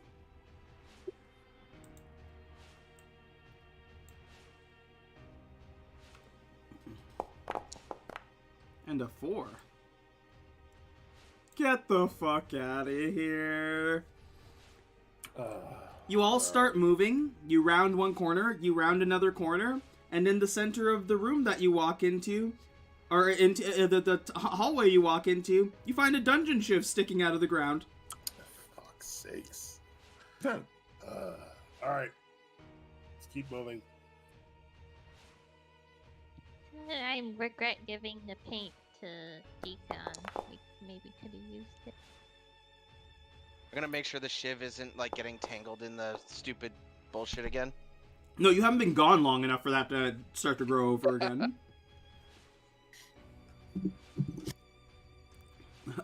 3, which guarantees that you don't end up with a deadly encounter because it's a 2. Oh my god, yes.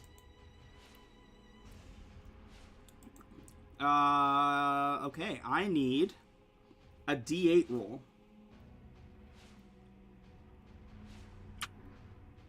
Adam, go. I choose you. We got a I'm Dillwich. sorry. I'm sorry. No, it's fine. You're Dillwich the is only one who using hadn't rolled weighted yet. dice. That's all. She's only been rolling 8s all day on D8. You trudge through another cavernous hallway and enter a large, fairly empty room, except for a few more what appears to be skeletons, whether it be adventurers or something like that.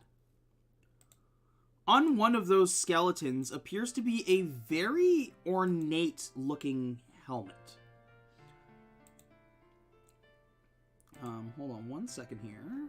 Ooh. Where is my... I need to find this.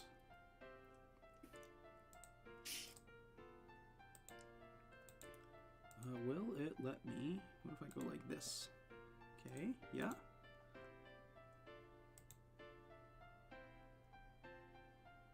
Helm of the Justicar. That looks cool. It's the helmet that you see on a body. Interesting. Does it give off like a magical aura? Can I see if Yeah, there's it, like, bad mojo on it? Even the least magical of you can feel a radiation of some kind of magical aura. Could I like roll an arcana to see if it's like cursed or bad in any way? Go ahead. Yeah, give me an arcana roll. Yes, sir. 22. On a base glance, without using a spell, it's not giving off any kind of ominous presence.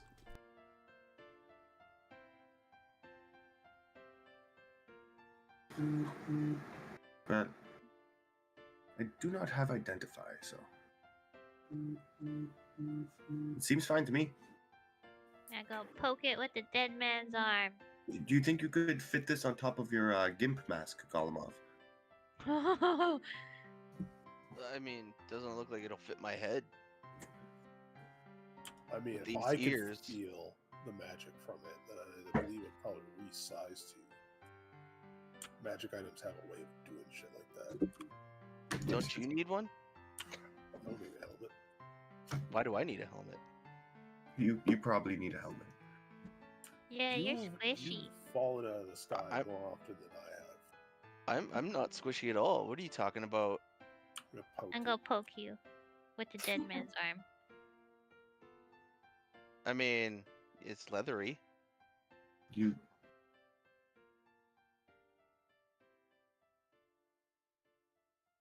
I don't know what it does. If you don't want it, Oh, I mean, I don't really wear armor.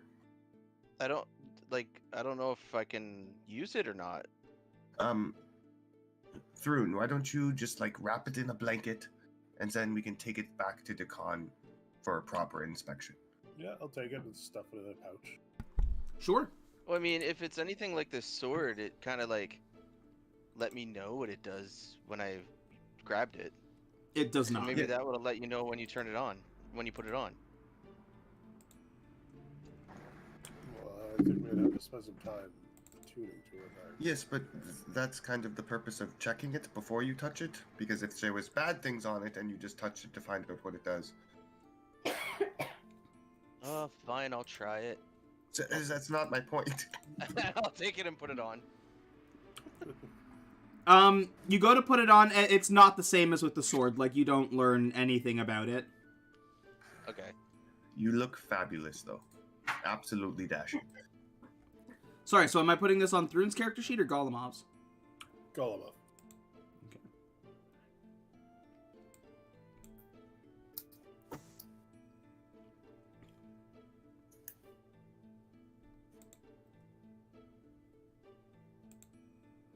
Okay. And once again, there's not really much else to this room. That's probably the most valuable thing you find. Shall we continue? Yes. Onwards. Oh, I just realized Is it considered armor? The helm, or no? What's the context? I have natural armor. I have natural armor, and if I wear the helmet, would it negate it? No. Okay. Yeah, I was gonna say, I think it counts as a wondrous item Yeah. instead of armor. So I have it equipped. I just don't have it attuned. Yeah, and it is still magical. It would, like, form fit to your head if you're just wearing it. But yeah, in order to properly attune to it, you'd need to take a little bit of time with it, and you'd need to give up an attunement slot for it.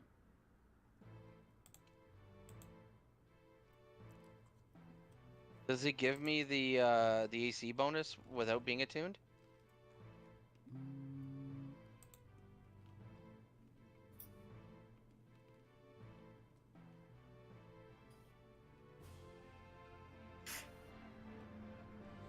Maybe not. I'm Doesn't gonna say anything. I'm gonna say no here. Okay. Yeah, I'm gonna say you're not gonna get the magical properties of a helmet if you're not attuned to it, if it requires attunement. All right. I don't think I can actually use this, guys.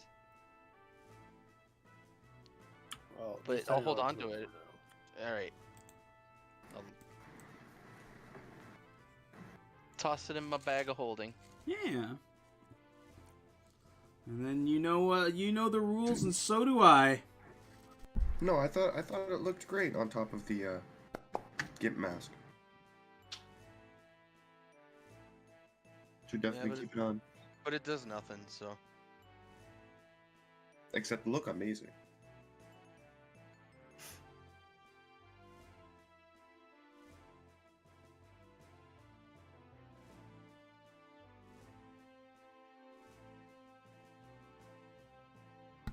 Waiting on one more roll.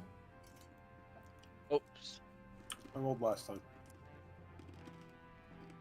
Oh, the hex roll? Yeah, I did too. Yeah, no witch. Yep. 2-2. There's my 5 again.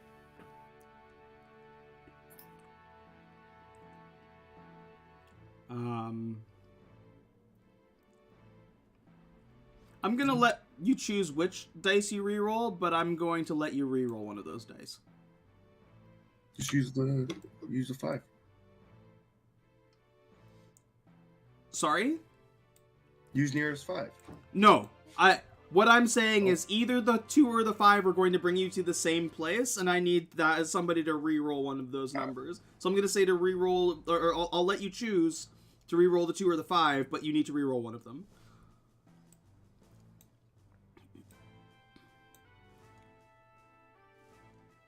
Near go, wee. Okay. I'll re-roll mine. Rolls a 2. Okay. Oh, wow. Okay.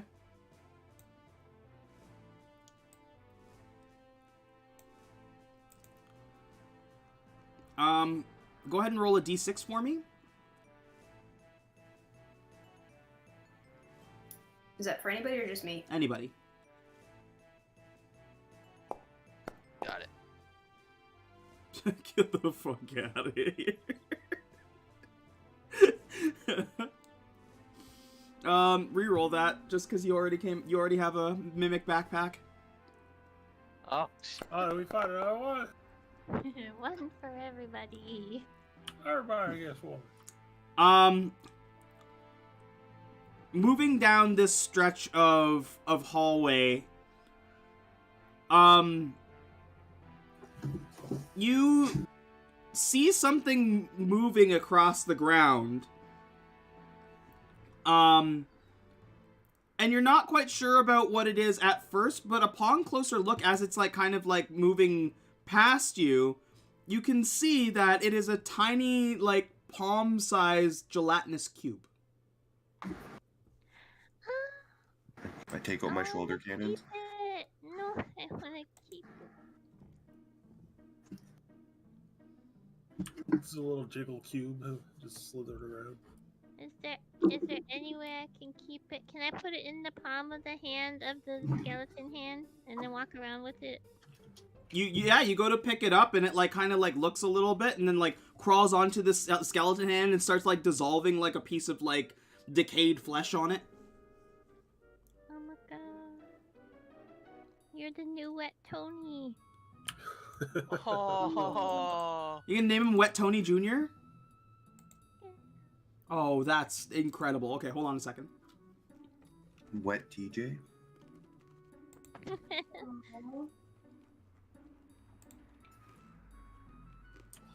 Just adopting every creature we come across. Wet Tony Jr. I like to think we're liberating these creatures. Yeah, they're in kind of like a hellscape right now. That makes sense. Like we bring them out and the rest of the like fairy people are like, what the hell have you done?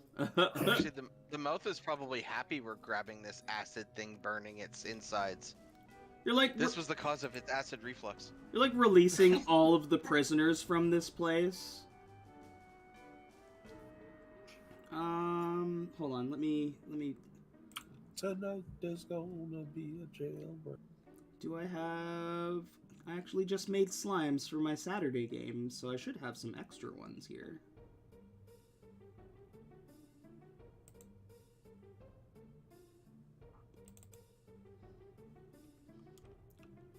Oh, that looks like a wet Tony Jr.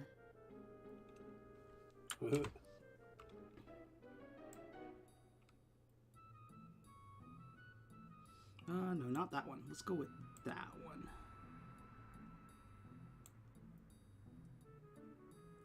Sorry, this is going to take me a quick second.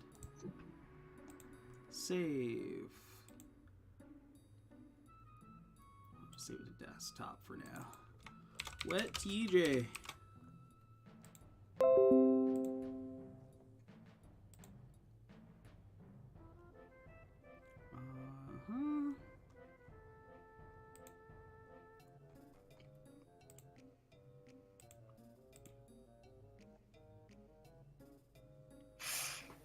It's just gonna take a moment to load.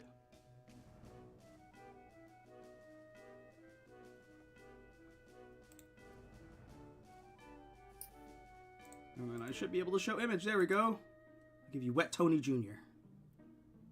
Oh, that's adorable. I'm gonna give you all the biscuits.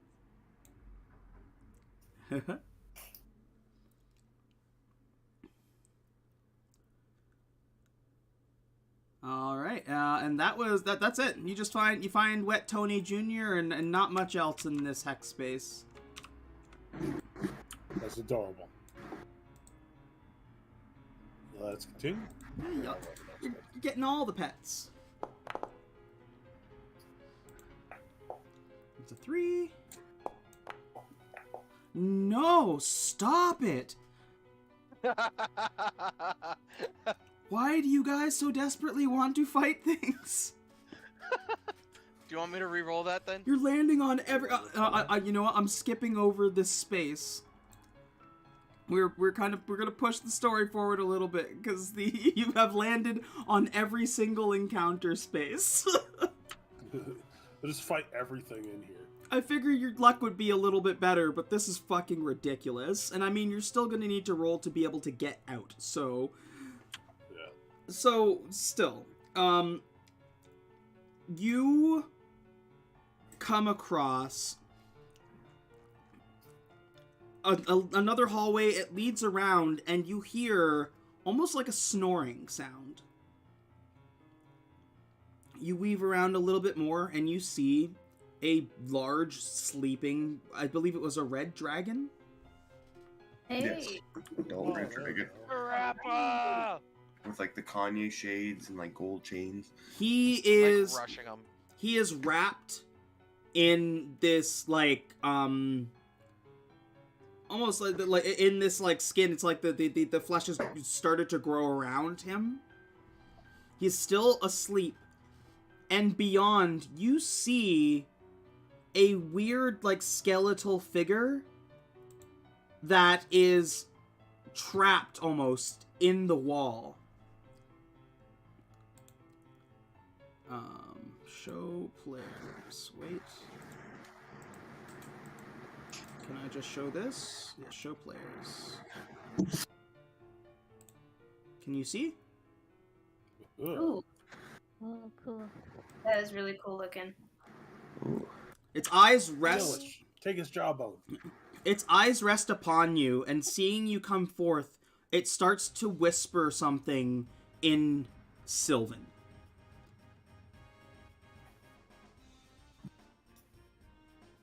Is he still throw him off? Yeah, do you get close to hear what he's saying? Sure. You get close, and in Sylvan, he is whispering, "Please, end me. I cannot suffer this any longer."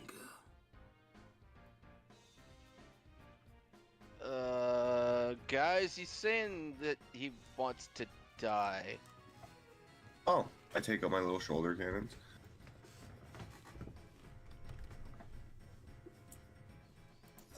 Sense motive. Inside, I guess. Yeah, go ahead and roll an insight. Really good at these.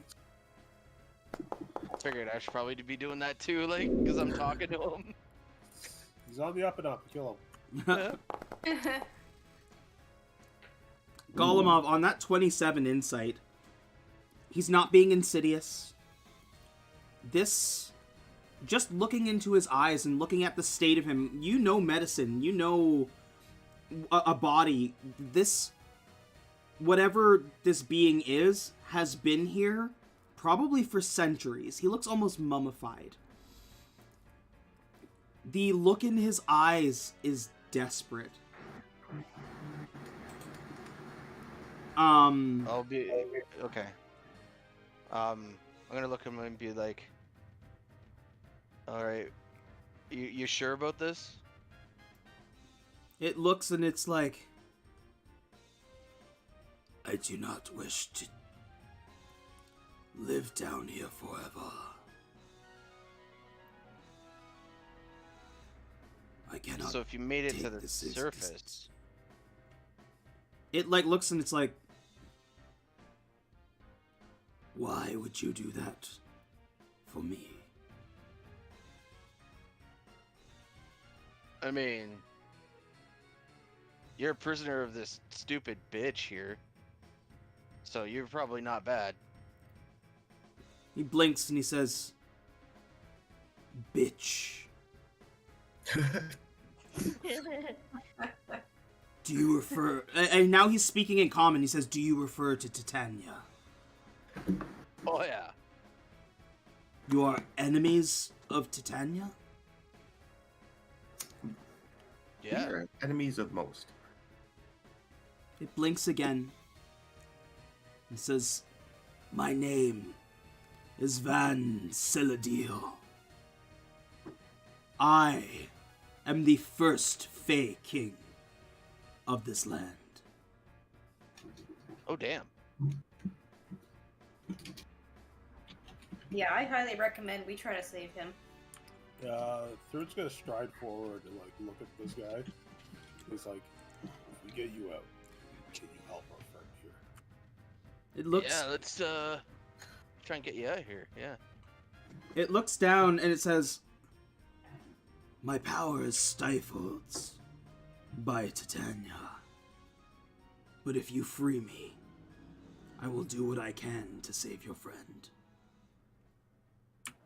Oh, him? Oh, I can get him up.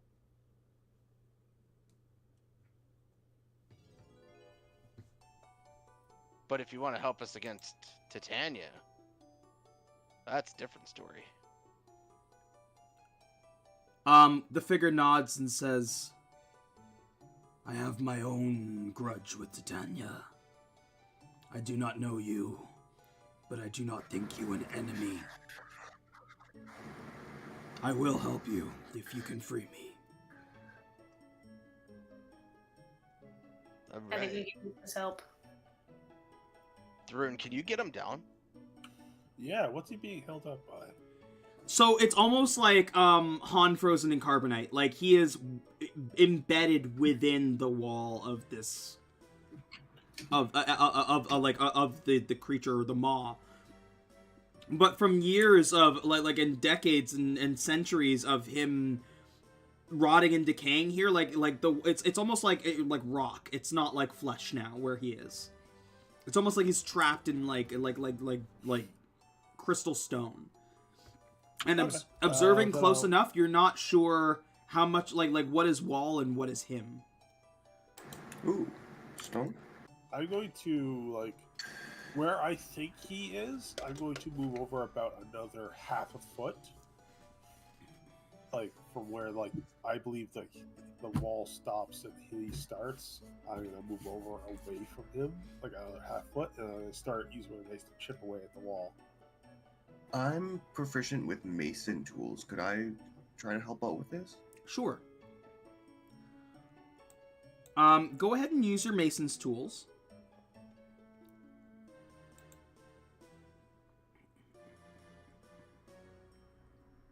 Just roll it straight, or is Yeah. Thrun helping me out? If Thrun's helping you out, go ahead and roll it with advantage. Amazing.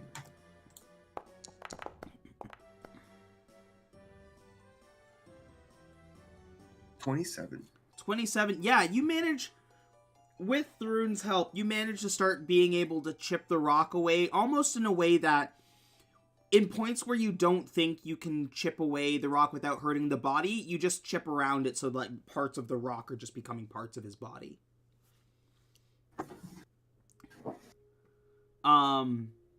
It does take a bit of time. It is a fairly safe environment here. I will say that in the process of doing this, the group can take a short rest, sorry. Amazing. Before the short rest. Alright, guys, I gotta cast a spell here. What was that? Might be dangerous, but Um, I'm gonna try and wake up Parappa. Van Saladil stops you, and he says, "You are cursed by Titania, yes?" Like, casting spells makes us do crazy shit? He nods, Yeah. and he says, "Please let me help you." Well, we need This- greater restoration to wake him up. His hand twists, and he says, "Please, give me your spell." I'll give him the components. No, he shakes his head, he's like, "Not the components." He says, "Give me your spell." I don't know if I know how to do that. How do you do that? How you normally would. Just begin casting. Alright, I'll start casting it. As you start casting the spell, his fingers start to move. And as you're casting, you see that the magic that you're casting, including the wild magic that would normally start to be taking hold, is being drawn into like a glowing white orb in Van Saladil's hands. He turns and points it at Parappa and releases the spell on him. Parappa, the dragon, you are awoken and you are changed back to your regular form. And do I still use the spell slot? You still use the spell slot. So basically, he takes the spell slot from you and tosses it on and casts the spell for you. Sweet. Oh, that's cool. Ah, so the polymorph wasn't permanent. That's beautiful. He kind of slumps after casting the spell, and he's like, "It will take some time before I have the strength to be able to do that again." Oh, man, I thank you like crazy. We're gonna get you out of there. And Grandpa falls on his bed, and sits up. Hey, yo! Look, we found a new wet Tony. Oh shit, Wet Tony Jr. I'm gonna hug Parappa. What's up? Oh, what up, Golma? Save me again. Where the hell am I this time? You're in something's belly. You're in the Fey equivalent of a giant asshole. I don't know if this is better or worse than Polamos, but we gotta stop meeting like this. Goddamn. But I assumed you guys came and saved me. How did it go? Did we win? Did we kill Titania? And Oh god, no. No. We had to go back to the Ravenloft. fuck. We lost Glenn. No, not Glenn. Not fucking Glenn. Yeah, Oh. Glenn. We lost one, but we got Isolde. We said we were taking Oh. a short rest right now. I'm gonna just roll my hit dice. Oh yeah, I got a short rest. At least we got Easel back. Stone. And with a short rest. Emerald gets stone? Really? I mean, she is stone. She was turned into stone and she's trapped in the one temple, so we have to go get her too. Oh. Wow, we all really got our asses kicked. And then you guys came into this monstrous asshole to save me. You guys are just the best friends a bard could have. You would have done the same for us, Parappa. Oh, for sure. Well, most of you. So I like side-eye sparks.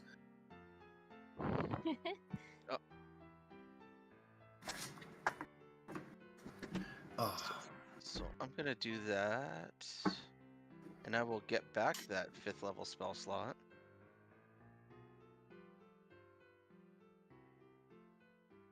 So, do we have plans on getting out of here? And Thrune, give me a hug. Come here.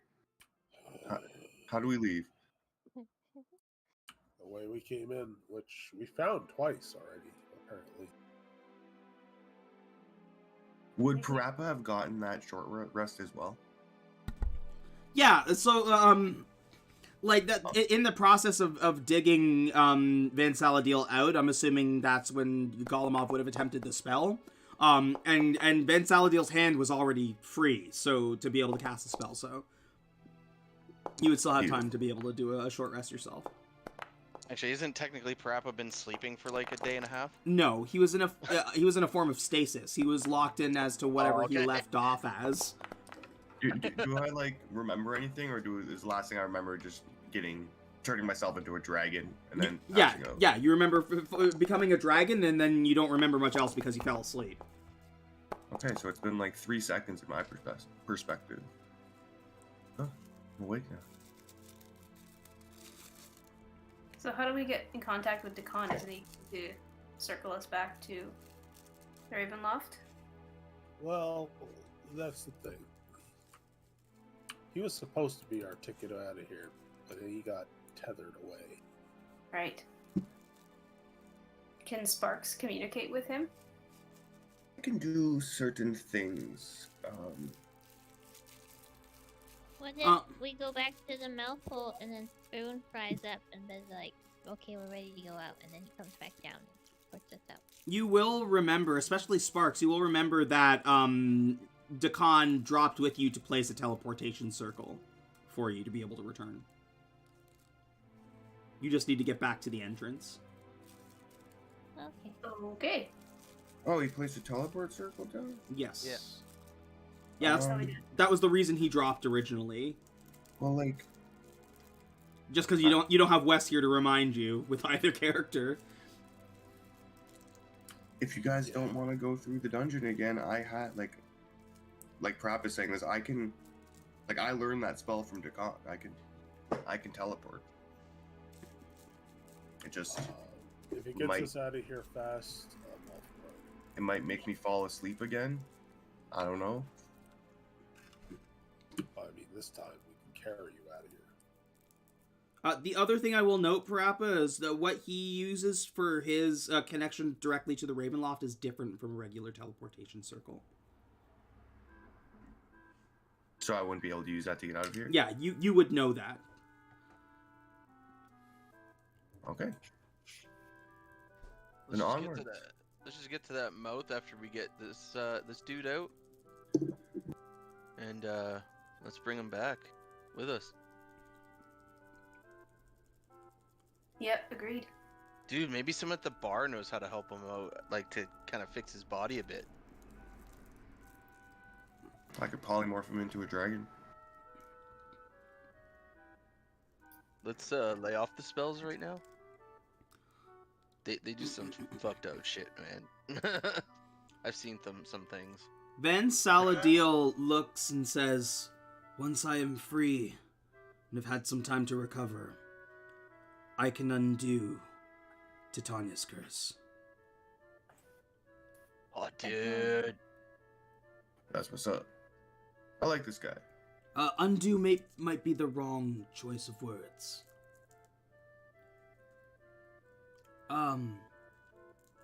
I could attempt it now, but I would need to borrow power. But given a little time, I may be able to do it on my own. What do you mean, borrow power? Well, you kind of borrowed mine to help you. I mean, we got power. He says, I would need fairly powerful magic to be able to create a boon like this. I think we should just bring him back to the Ravenloft. Maybe Yeah. Decon will know more. Yeah, honestly, I'm trying to put the pieces together in my brain, and it's like a monkey trying to fix a helicopter. Mostly, We should talk to Decon. mostly I just want to get back to the Ravenloft. I'm over this place. Yeah, this I'm place really sucks. over this place. Oh. I don't want to leave. Van Saladil's like, me too. Well, let's go. Prep is gonna try to teach what Tony Jr. gang signs. Roll an animal Doesn't have handling. hands. Animal handling. I give him the fleshy arm to hold on to too, so he doesn't get disintegrated. A Nine- 19. 19. You're like you're doing the same gang sign at it a couple times, and eventually it like pops out a little pseudopod and makes the gang sign back at you. Jesus Christ. Oh. It's so cute. Yeah, he's adorable. So do we get Van out? You do get him out. Like I said, there are portions that basically stone is now part of his body because it was either the choice of like we need to chip off his arm or chip off around it and chip off a little bit of the stone. So he's like kind of weird and disproportionate. Somebody's probably going to need to carry him or help guide him. But otherwise you are free to move about again. You are free to move about the cabin. Yeah, the mason tools, by the way, just kind of like look like a bunch of different spider rods coming out, like 8 or 9 of them, and they all have little mini pickaxes on the end. No, I'll carry him. Like you helped my buddy. I'll carry you. he looks and he's like, I know this place, but not everything is so hazy. I created the Maw of Moradiil. Believe it or not, once upon a time, it was a tiny worm that grew and grew and grew to become the interconnected channels underneath the ground. The realm once had a name, but Titania has made us forget it. This was once my home. I owe a great debt to every single one of you. And for a Fae, especially one of my stature, that is not something small. A debt will be paid in kind, and I will forever be your ally. He looks at all of you and he says, again, I'm fairly weak now, but there may be something that I can do to help get us out of here. Does anybody have something of potent magic that they are not using or could do without?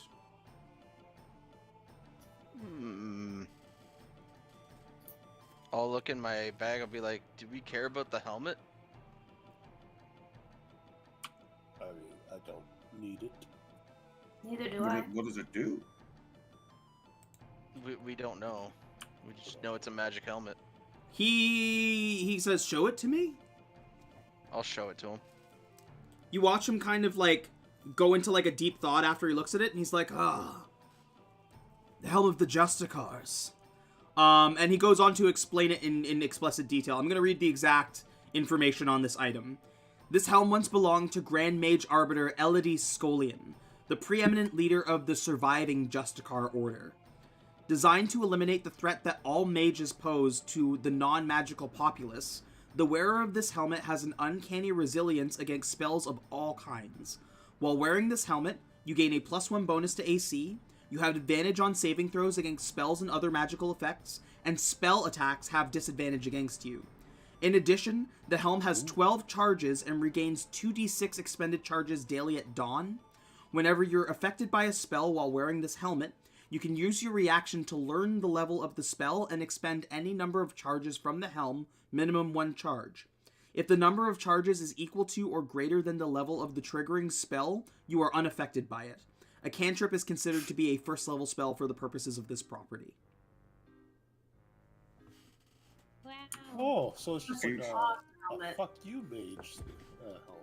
I also have the Great Owl's Crown if we don't want to get rid of that thing. The Great Owl's Crown? What does that do again? You gain a +1 bonus to wisdom checks and wisdom saving throws while wearing this crown. And also, I can use an action of charges to detect if there are any owls or owls bears within 1,000 feet. Yeah, maybe let's get rid of that. Well, hold on now. Because, like, what if we're hunting an owl bear sometime? I don't think we'll need that helmet for it. Alright, so how about that crown? Is that good? He looks and he's like, that should do. Alright, I'll put the helmet back in the bag and... He grabs the crown, he says, are you sure this will expend it? Yeah, I'm good. He nods and he gives like a bony thumbs up. Holds the crown in both hands, and you watch as the crown disintegrates into like a glowing ball of magic, just like your spell. He takes it, claps his hands together so that the ball of energy collapses into his hands. You watch the glow transfer like up his veins, up his arms, up into his face until it reaches his eyes. His eyes look like they're struck by lightning, like they've got those lines of magic, and his eyes start glowing. And he says, through the power of the Fae, lead us to, or give us guidance as we try to escape this place. The glow erupts from his eyes, and turns into what appears to be a glowing arrow that starts to like move down a pathway, and as it moves down a pathway, it leaves behind like a streak that stays behind so that you're able to follow it. On your hex rolls now, you are going to be able to roll 2 different sets of hex rolls. I will let you know what both results are, and you will be able to choose which one you go to. Oh, damn. Oh, cool. Hey, let's go. Skid marks. Oh, man. See, it's nice to be kind sometimes, eh? You betcha. Let's get the hell out of here. Mm-hmm. Now that we got my buddy Parappa, and I'm gonna noogie him. Huh. No, you don't noogie me, I noogie you. I don't have hair. I'll noogie your bald ass head. Come here. But yeah, then I'll pick up. I'll pick up Van and bring him out with us. Yeah, he like. Are you like backpacking him, or like you like just like side holding him like Weekend at Bernie's? Backpack. Okay. Yeah, like he fully like leans into it, like wraps his arms around you and like holds as well as he can. And he says, I'm sorry if my breath stinks. I haven't been able to cleanse my mouth in a millennia. Oh, dude. Let's see. Do we have some? I don't think I have some dill milk. I have dill milk. Well, Sparks has dill milk. How did Sparks get dill milk? You gave everybody dill milk the first time you came out. No, I gave him dill butter. Dill butter, yes. That's it. Yeah, that's I mean, butter, if butter. you all Yeah. want dill milk, I mean, I can whip No. out the udders. No. Makes no. the Milk right there. makes the dill milk right in front of your faces. No, Just I unbreaking would eye go to a contact. corner, Really, suddenly.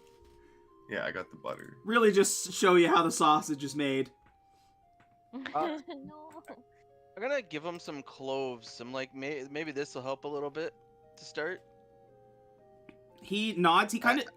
Oh, go ahead. Nope, go ahead. I was gonna say he takes them and he kind of shoves them in his mouth and he starts to chew them, and like breathes in a seed immediately and starts choking. Oh, jeez. Oh no. I'll fucking kill him. I mean, I guess I'll like do some sort of CPR thing on him. Okay. Yeah, he's very fragile, so like, yeah, you give him like mini CPR. He does like eventually like cough the seed out, and he's like, "Sorry, I haven't eaten in a long time either." It's okay. Hopefully your breath is a little bit better though. He's like, a little bit. Yes, that's quite nice. All right, let's go. Jesus. He looks at the whole group like, does anybody have water? Have you heard of water? Yeah. Do you know what that is? Yeah. Have you heard of water? I didn't know, like, if you drank or if you ate. I didn't know at this point if it's rude to ask. I've never Here, seen. yeah, I got a couple rations. I got some water. I got some booze. You want some booze? You want some weed? What is weed? Like elf weed? Oh. Yeah. Yeah, it is. And I'll take out some the Valachan party mix. Just I actually- hydrate this man and get him high. I have this too. Would this work on you? Would you be able to like walk on your own Holy shit! and like maybe punch some people in the face, possibly? Gee, I could use that. Do you For when I'm using my sword. do you give do you give the Fey King that potion? Yeah, like hold it out. Like, will this work on you? Is this something that you would like? Then Celadil looks at it and he says, "Ah, giant's strength. I accept this. Thank you." He Yeah. chugs it back, and you watch as like he almost like grows flesh, and he like gets like super fucking buff. He gets off of your back, Golemov, and like picks you up and like lifts you and kind of like hefts you a couple times in one hand and then puts you back down and says, Oh god. "My strength is yours." All right. Here, and then I also hand him a gun. What the fuck is this? Here you go. just have a gun. You just fucking give him a You gat? are brick-rack. Yeah, I'm just giving him a gun. Okay, hold on. Let me, right now, I don't have, like, an actual character sheet made for him. You old Rick Rack. He is a fairly powerful entity, but for now I'm just gonna make his stats a regular lich. A lich with a gun. Lich with a 'cause I gun, got yeah. teacup. Oh, that's a lot longer than I thought it would be. Lich.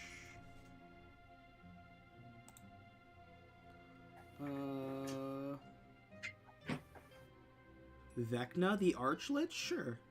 Why not? Oh god, Vecna. I mean, the CR would be about the same. Like, I would say Vecna and Van Saladil, like, Van Saladil at full power is basically as powerful, if not more powerful than Vecna. You have just basically found the one ally who can probably truly help you with this cause. In the fake game. He's the first Fey King. Oh, that bitch is screwed now.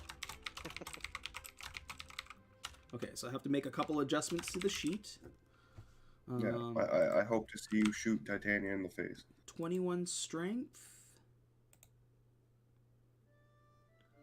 And we'll prototype token change it here. Then Celadil. I was trying to think of a really cool Fey name. Because how do you beat... I got a regular. It's a good name. It's like, how do you Really beat good. Oberon?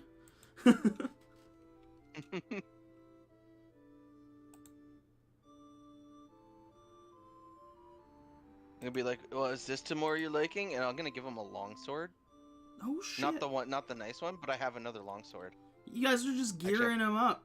He's gonna be one of the Well, I actually have gang. 6. I actually have 6 longswords. He looks menacing and scary because he's fucking like he looks undead and shit like that, but he's genuinely like he's very thankful and thoughtful, and he's like, I appreciate this so much, like you're doing so much for me, and like you just met me, like you don't know who I am. Well, you woke me up. He's like, you gotta gear up the new guy. We're about to go through this dungeon. I truly do not deserve such a kindness. I will do everything in my power to help you. Gee, I just realized. Do you want to borrow or whatever for the helm of the Justicars? Might work well with you. So you're like even safe from her spells. He looks and he's like, oh, I will have no problem with Titania's magic. That is better in your hands. If we are going to fight her head on, one of you will need it. Okie doke. Okay. Whenever you guys are ready to roll, we can do one more set of hex rolls, I think, before the end of the evening.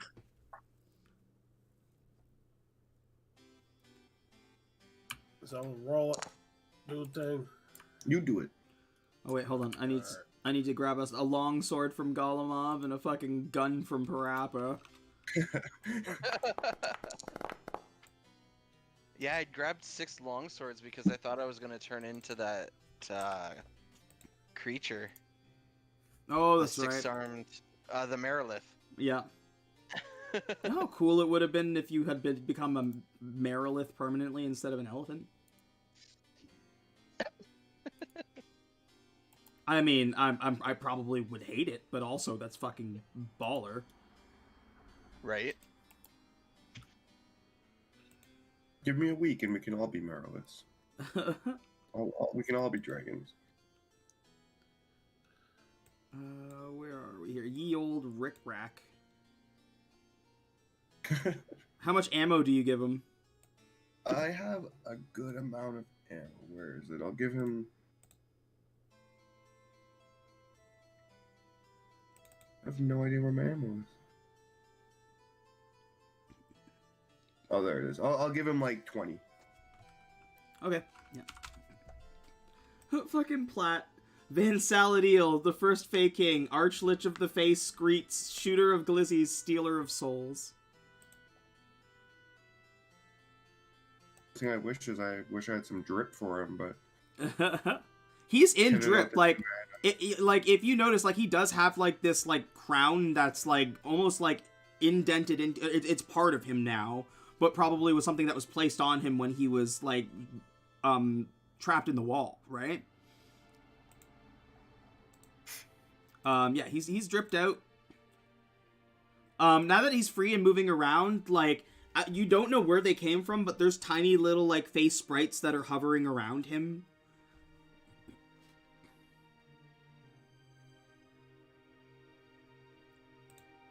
Yeah, he doesn't need no drip.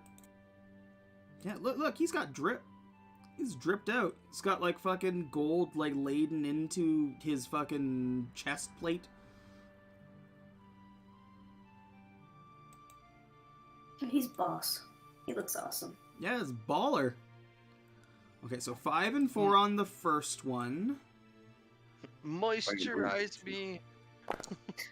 Nice, Cassandra. 5 and 4. Oh, shit.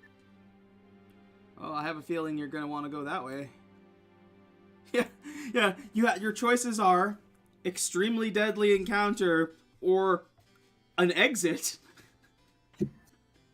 Oh, You guys want to go fuck some shit up? hard. I mean, we just kitted out the Fey King here. I feel like, okay. What? Exit. Yeah, 100%. Yeah, Sparks is already going towards the exit. Yep.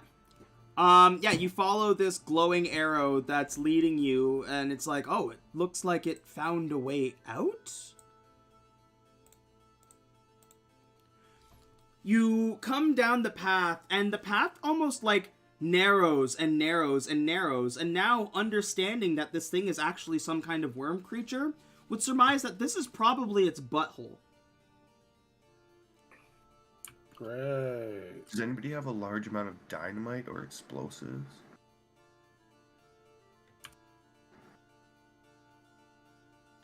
No? Um, No. I don't think Dynamite. Why do you need dynamite, sir?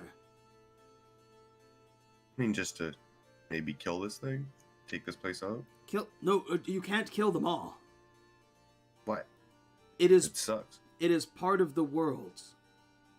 Titania has understand that we are inside of it, but it is not naturally evil or anything. Many of the creatures that have been imprisoned down here are evil. Titania turned this place into a prison, a hellscape. But the Maw does not deserve death for that. So was the Maw like cool before Titania put a bunch of monsters in it? Was it just like a worm that? Yes, it was just. It's a living organism. It's a part of this planet. All right, well then let's go out this exit, even though it's butthole. I'm sorry, I suggested we explode its asshole. He shakes his head and he's like, "You did not know better."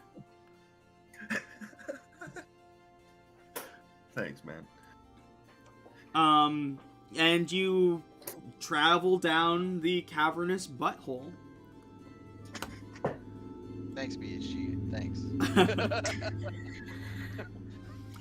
It's a little bit of time before the walls start to change and they're starting to look less fleshy and starting to look more like actual stone. And adorning this stone, you're starting to see something that, Golemov, you're fairly familiar with, which is fungus. I was gonna say this. It's a stone brown. I am not grabbing butt fungus. Like, that's just wrong on so many levels. Sparks is grabbing buttstone. The fungus itself doesn't feel magical in nature. It does seem more natural, but like you see that the king is looking around, or the king, fucking Van Saladiel, is looking around and he's like, "We must be coming close. I don't recognize this place, but I can smell the air. My God." Hopefully she hasn't changed it too much. Only time will tell, my friend.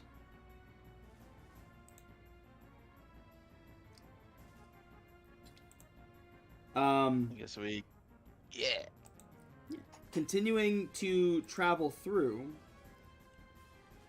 you make a few winding turns, and hold on one second here. Save image as. Hi ho, hi ho. Nice. You look ahead and you see like a bright light that looks like it can be an exit.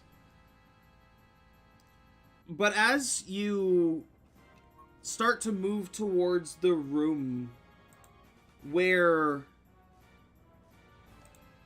the exit like seems to be, like, it's a fairly long, large room, so it's not like immediately in your vicinity, but once again, just as before, like inside the one room, you can see that light at the end of the tunnel. As some of you, your eyes are adjusting to the room, others, I mean, you can see just fine, but you're looking around, you start to see shapes. Humanoid in nature. Hold on one second here, I just need to add this image and I will show you what you see.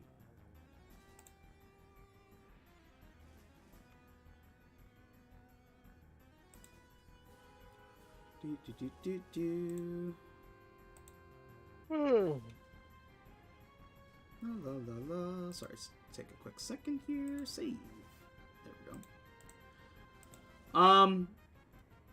With a staff in hand with a large bulbous, almost like luminescent mushroom on the top,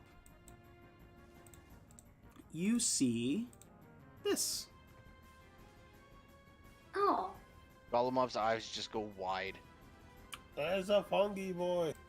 Just a group of them. A group of it looks like probably from your, just in this room, there's about 12 or 13, and it looks like there's other off-branching rooms in this cavern that may have more. But you come across a group of Myconid sages. And as the one tilts its head to look at you, and specifically looks at, sets its eyes on the Fey King, it jumps in excitement. And that is where we're going to end session for tonight. Aww. Hey, we're gonna eat the mushroom people? For clearing not only the Jubilex and 2 Dracoliches, but also freeing Van Saladil, go ahead and level yourselves up to level 19. Hey. Heck yeah. Oh my god. Disgusting. The Neat. fuck does 19 give me? Bird 5e. I don't think 19's huge level, is it? Usually? Giant buttworm fungus, I bet that shit gets you real high. Oh, probably. Oh, it's an ability score improvement. Damn. Or feet. Ooh. And another level 6 spell for me? Or a spell slot? Look at that. Let's go. Let's do a raid out. Actually. Just... Dr. Doobs McGee is playing Rocket League. One of my arena friends. Let's shout him out and let's raid him. If you're still in the chat, be sure to spam lots of love at Dr. Doobs McGee. He is absolutely wonderful. He's playing Rocket League right now. Raid? Yeah. There we go. We are back tomorrow exclusively on Arena for the first episode of The Cleaning Crew, so be sure to check us out over there. There's going to be a lot of fun and excitement, and it's, a session 1. Who doesn't love a good session 1? So come check us out. Thanks to everybody who tuned in today. I love every single one of you. Hope you have a wonderful day, afternoon, or evening, wherever you are. And as always, power to the players. Have a great night.